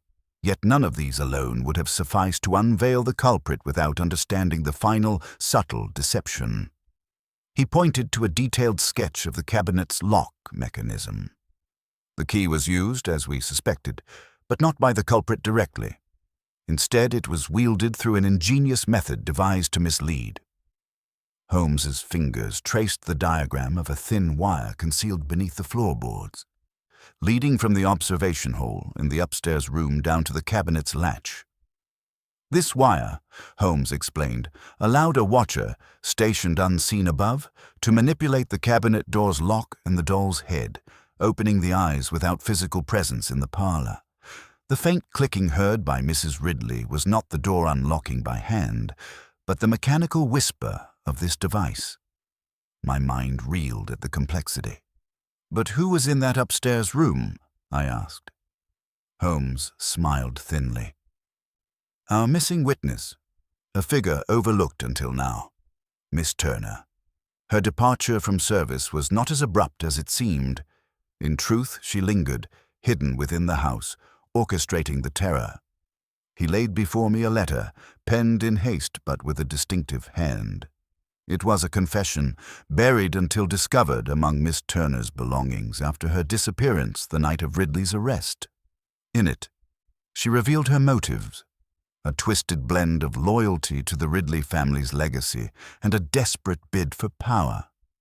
She had manipulated the household's fears, using the hidden wire to animate the doll and drive wedges between the family members, all while working in silence, unseen and unheard.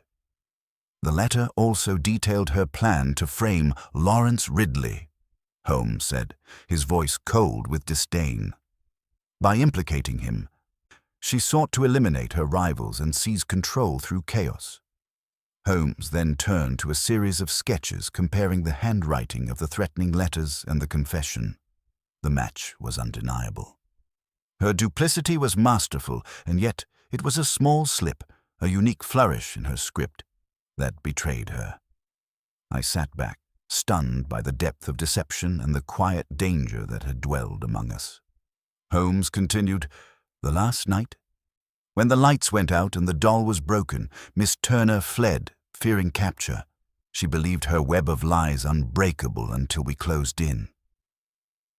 The room was silent, but for the crackling of the fire as Holmes reflected on the fragile nature of truth and trust. "Watson, this case reminds us that the most dangerous adversaries hide not in the dark alleys of the city, but within the walls we call home. The shadows they cast are long and often fall on the innocent."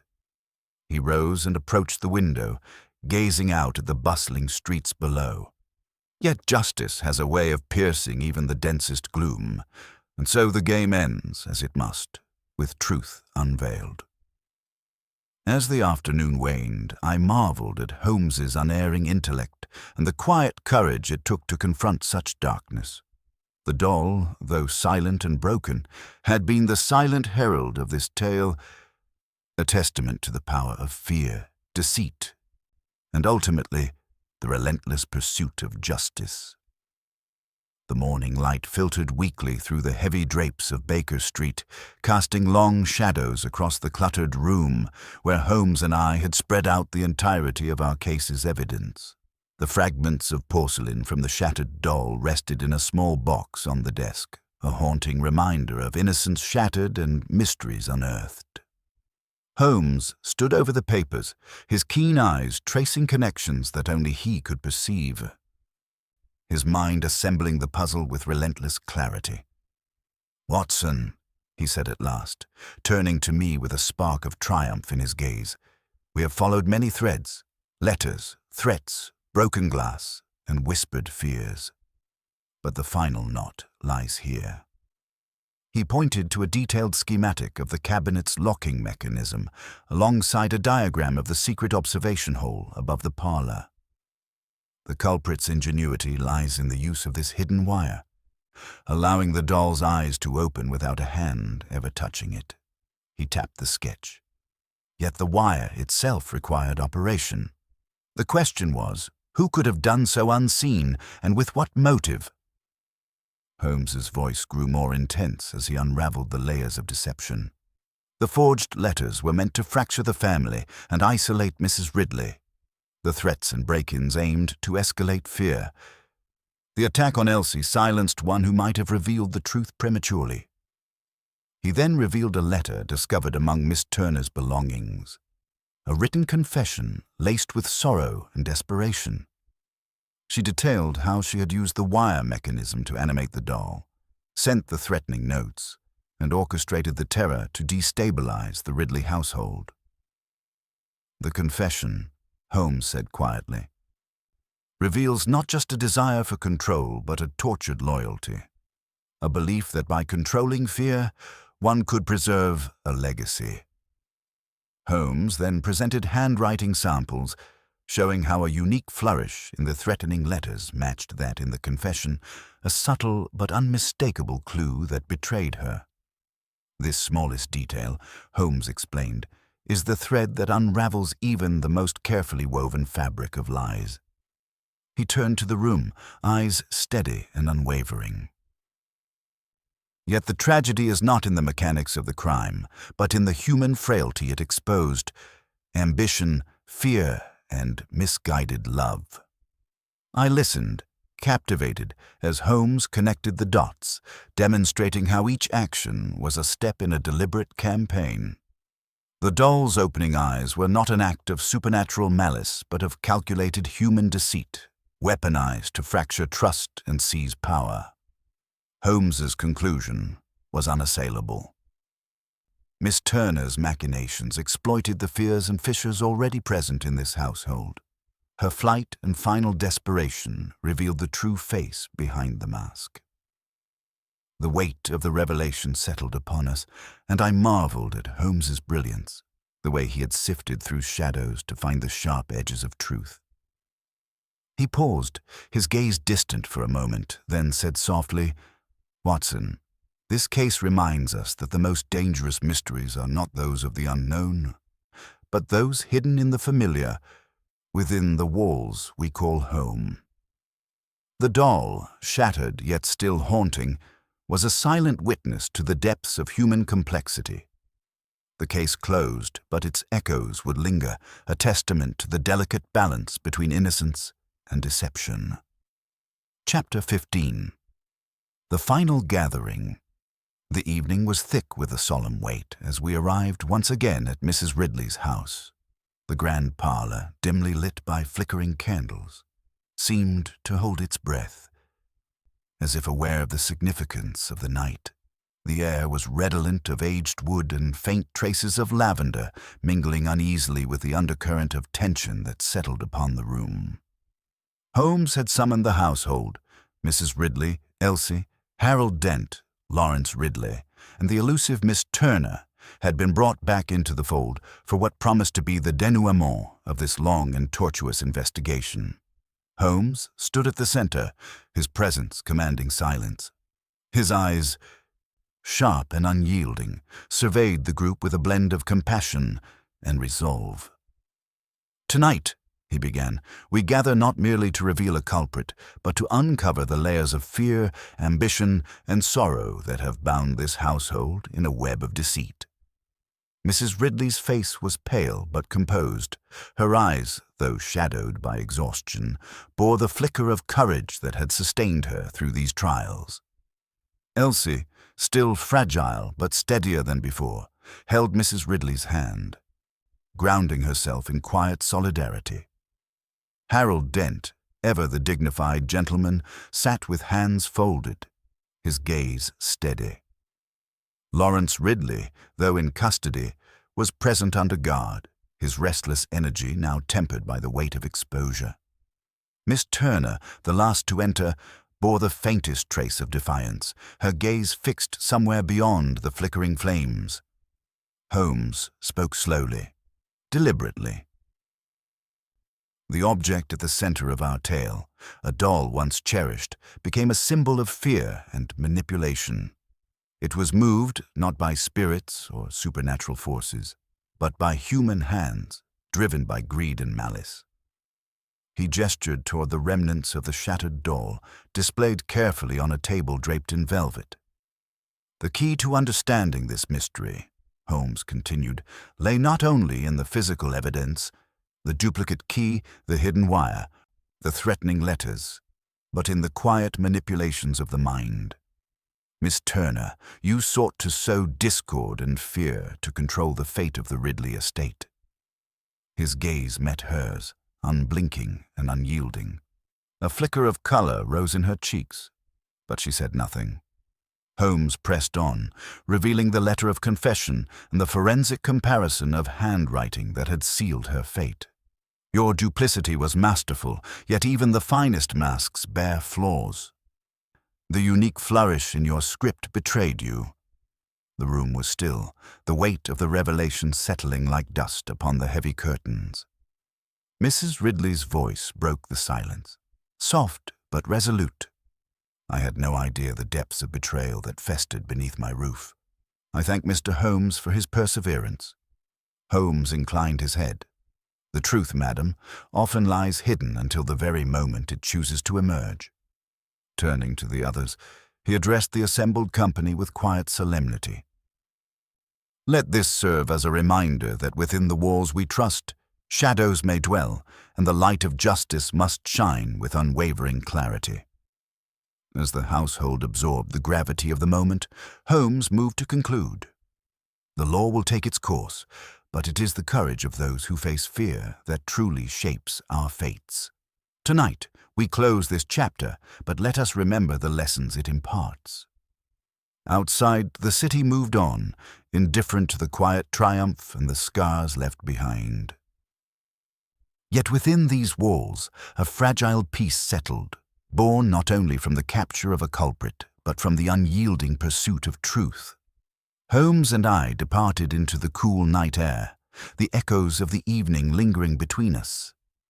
He paused briefly, gazing up at the stars hidden behind London's haze, and said quietly, "Watson, it is cases like these that remind me why we must never cease to seek the light, however faint, in the darkest of places."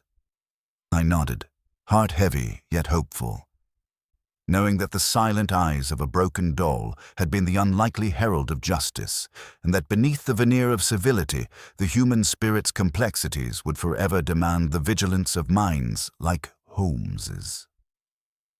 Chapter 16. The Reveal. Holmes breaks down the crime. The parlor of Mrs. Ridley's home was cloaked in a hushed expectancy, the flickering candlelight casting wavering shadows upon the faces gathered within. Holmes stood at the center, his posture poised yet relaxed, the embodiment of calm authority.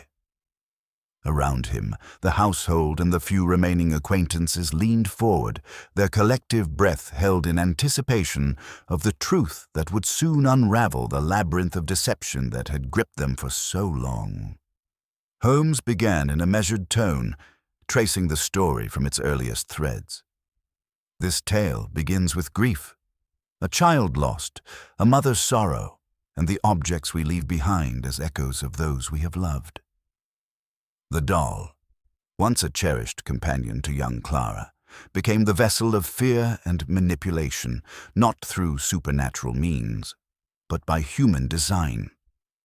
He recounted the initial strange occurrence, the doll's eyes opening in the silent parlor, witnessed by Mrs. Ridley herself.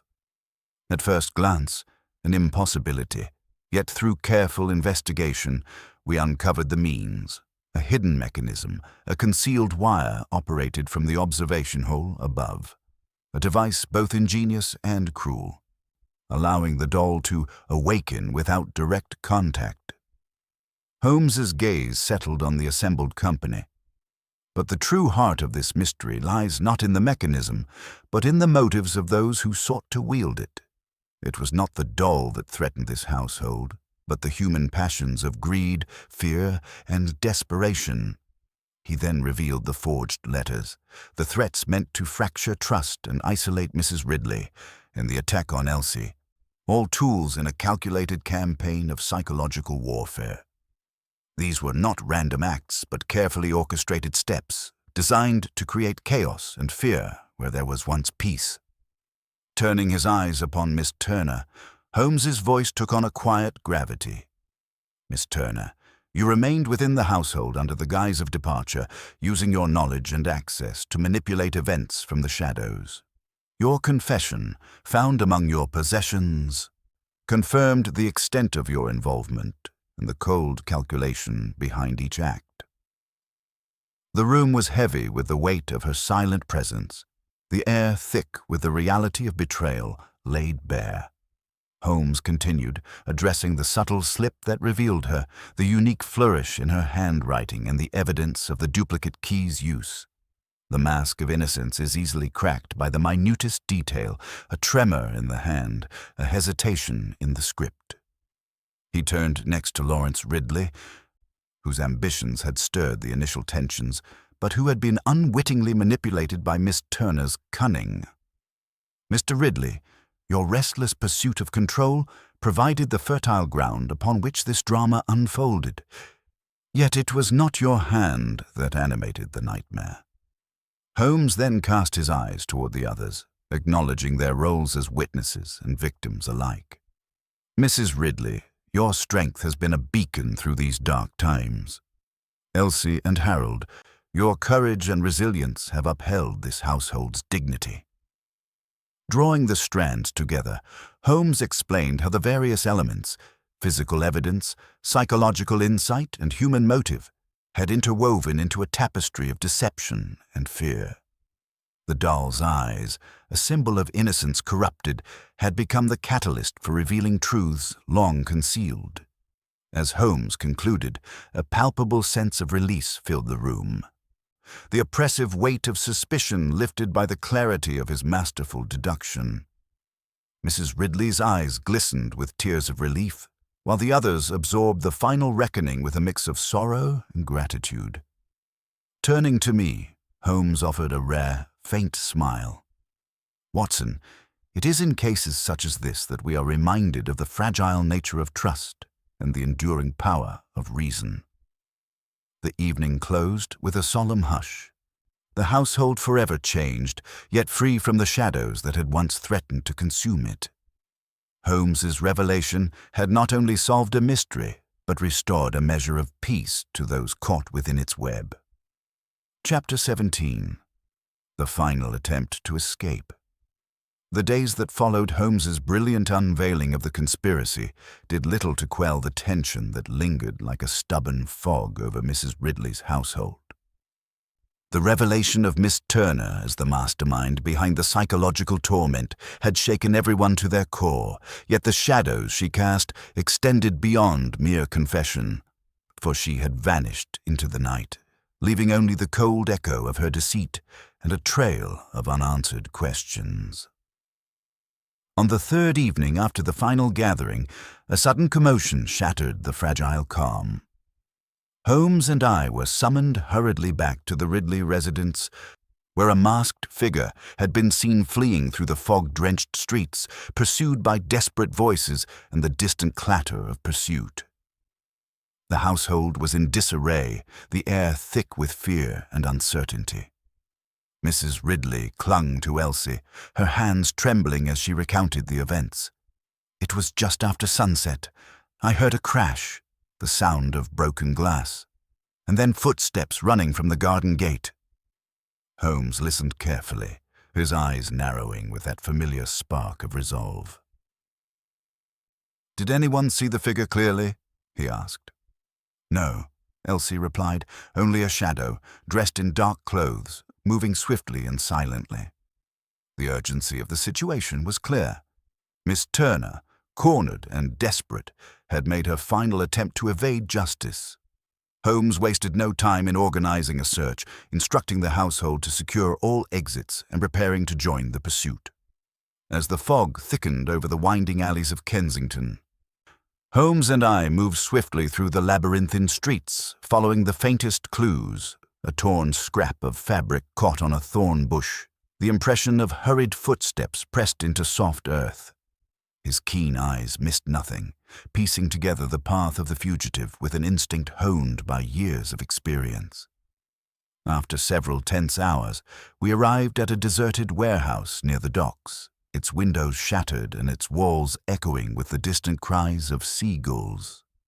Holmes gestured for silence as we approached cautiously. Within the shadowed interior, a figure lurked near a pile of crates. Miss Turner, gaunt and desperate, clutching a small bundle close to her chest. She glanced up with wild eyes, then bolted toward a narrow exit. Holmes was faster, intercepting her with a firm grasp. "It is over, Miss Turner. There is nowhere left to run." Her voice trembled as she spoke. "You do not understand. There is more at stake than you see. The doll, the letters. It was never about power alone." Holmes held her gaze, steady and unyielding. "Then speak now, and let the truth be fully revealed." Under Holmes's relentless questioning, Miss Turner confessed to a deeper motive entwined with grief and misplaced loyalty. She had believed that by controlling the narrative, the fears, the whispers, the doll's silent gaze, she could protect the Ridley legacy from ruin, even if it meant resorting to manipulation and deceit. Her confession painted a portrait of a woman torn between love and ambition, her actions driven by desperation rather than malice. Yet the law was clear, and justice could not be swayed by sentiment. Returning to Mrs. Ridley's home, Holmes reflected quietly on the fragility of trust and the shadows that reside in the human heart. "Watson," he said softly, "this case reminds us that even the gentlest facades can conceal storms. The truth, once uncovered, offers not only resolution, but a chance for healing." As dawn broke over London, the household began to mend, the wounds of suspicion slowly giving way to the light of understanding. Holmes, ever the sentinel of reason, remained vigilant, knowing that beneath every mystery lies the unyielding complexity of human nature. Chapter 18. Holmes' Final Reflection. The first light of dawn seeped gently through the curtains of 221B Baker Street, casting a soft glow over the quiet room where Holmes and I sat in companionable silence. The shadows of the case, though fading, lingered in the corners of our minds, a reminder of the delicate balance between light and darkness that defines the human experience. Holmes reclined in his armchair, fingers loosely steepled, eyes distant yet thoughtful. "Watson," he began, his voice low and reflective. "Cases such as this remind me how often the complexities of human nature outstrip even the most ingenious designs of intellect." He paused, as if weighing his next words carefully. The doll that opened its eyes was merely a symbol, an innocent object twisted into an instrument of fear and manipulation. But the true story lay in the hearts of those who wove deceit and desperation into its silent gaze. I nodded, sensing the profound truth in his words. "And yet, Holmes, your insight and perseverance brought light where shadows dwelled." He smiled faintly, a modest curve that belied the depths of his genius. "Elementary, Watson, elementary. It is not brilliance, but patience and observation that guide us. The greatest victories are often quiet ones, won not with fanfare, but with steady resolve." He looked toward the window, where the city was awakening to a new day. Justice, too, is a fragile thing. It must be tempered with compassion. For behind every crime lies a human story, flawed, painful, and complex. As we prepared to rise, Holmes turned to me with a final thought. This case, like many before it, is but a single thread in the vast tapestry of human affairs. We do our part to unravel the knots, but the fabric remains endlessly intricate. I reflected on the journey we had undertaken, the fear, the deception, the courage, and felt a deep gratitude for the steady light Holmes provided in the darkest moments. With that, The chapter of the doll's silent eyes closed, leaving behind a tale of mystery resolved and a quiet testament to the enduring pursuit of truth. The quiet of Baker Street settled around us like a soft shroud as dawn broke pale and uncertain over the city. The long hours and tangled threads of the Ridley case had at last been drawn into a single, shimmering thread of truth. Yet in the lingering silence, Holmes seemed more contemplative than triumphant. The doll, broken and silent, lay on the table, a ghostly sentinel to a story that had danced between innocence and shadow. Holmes reclined, fingers steepled, eyes fixed on some distant thought. "Watson," he began, voice low and measured, "we are often called to chase shadows, to unravel mysteries that cloak themselves in darkness, but the most profound enigmas lie not in the unexplained, but within the human heart." He paused, as if weighing his own words. "This case, like many before it, has revealed how fear and ambition can warp even the gentlest of intentions." The doll's eyes were opened not by ghost or trick, but by cunning and desperation. It is a reminder that the true mysteries are often forged by those closest to us, hidden behind smiles and silences. I watched him closely, knowing that beneath his cool exterior stirred the deep respect he held for the fragile complexities of human nature. "And yet, Holmes, your insight and perseverance brought clarity where confusion reigned." His smile was faint, almost rueful. "Elementary, Watson. The art lies in observation and patience, in listening to what is not said as much as to what is. The greatest victories are quiet ones, won not with grand displays, but with steady resolve." He rose and moved to the window, gazing out over a city awakening beneath a sky still streaked with mist. "Justice, like light, must be tempered with understanding. Behind every crime lies a story of loss and longing, and it is our charge to see beyond the act to the soul beneath." Turning back, Holmes regarded me with a rare softness. "This case closes a chapter, yet the book remains open. For in every corner of London and perhaps beyond, there are secrets waiting, shadows that dance just out of reach. We are but watchers, ever vigilant." The doll's shattered gaze seemed to haunt the room still, a quiet reminder of innocence lost and the delicate line between truth and deception. As we prepared to face the day, I felt a renewed sense of gratitude for Holmes's steady light in a world that too often dwells in darkness. And so the tale ends, not with fanfare, but with the quiet assurance that, no matter how deep the shadows fall, there is always a mind willing to seek the truth.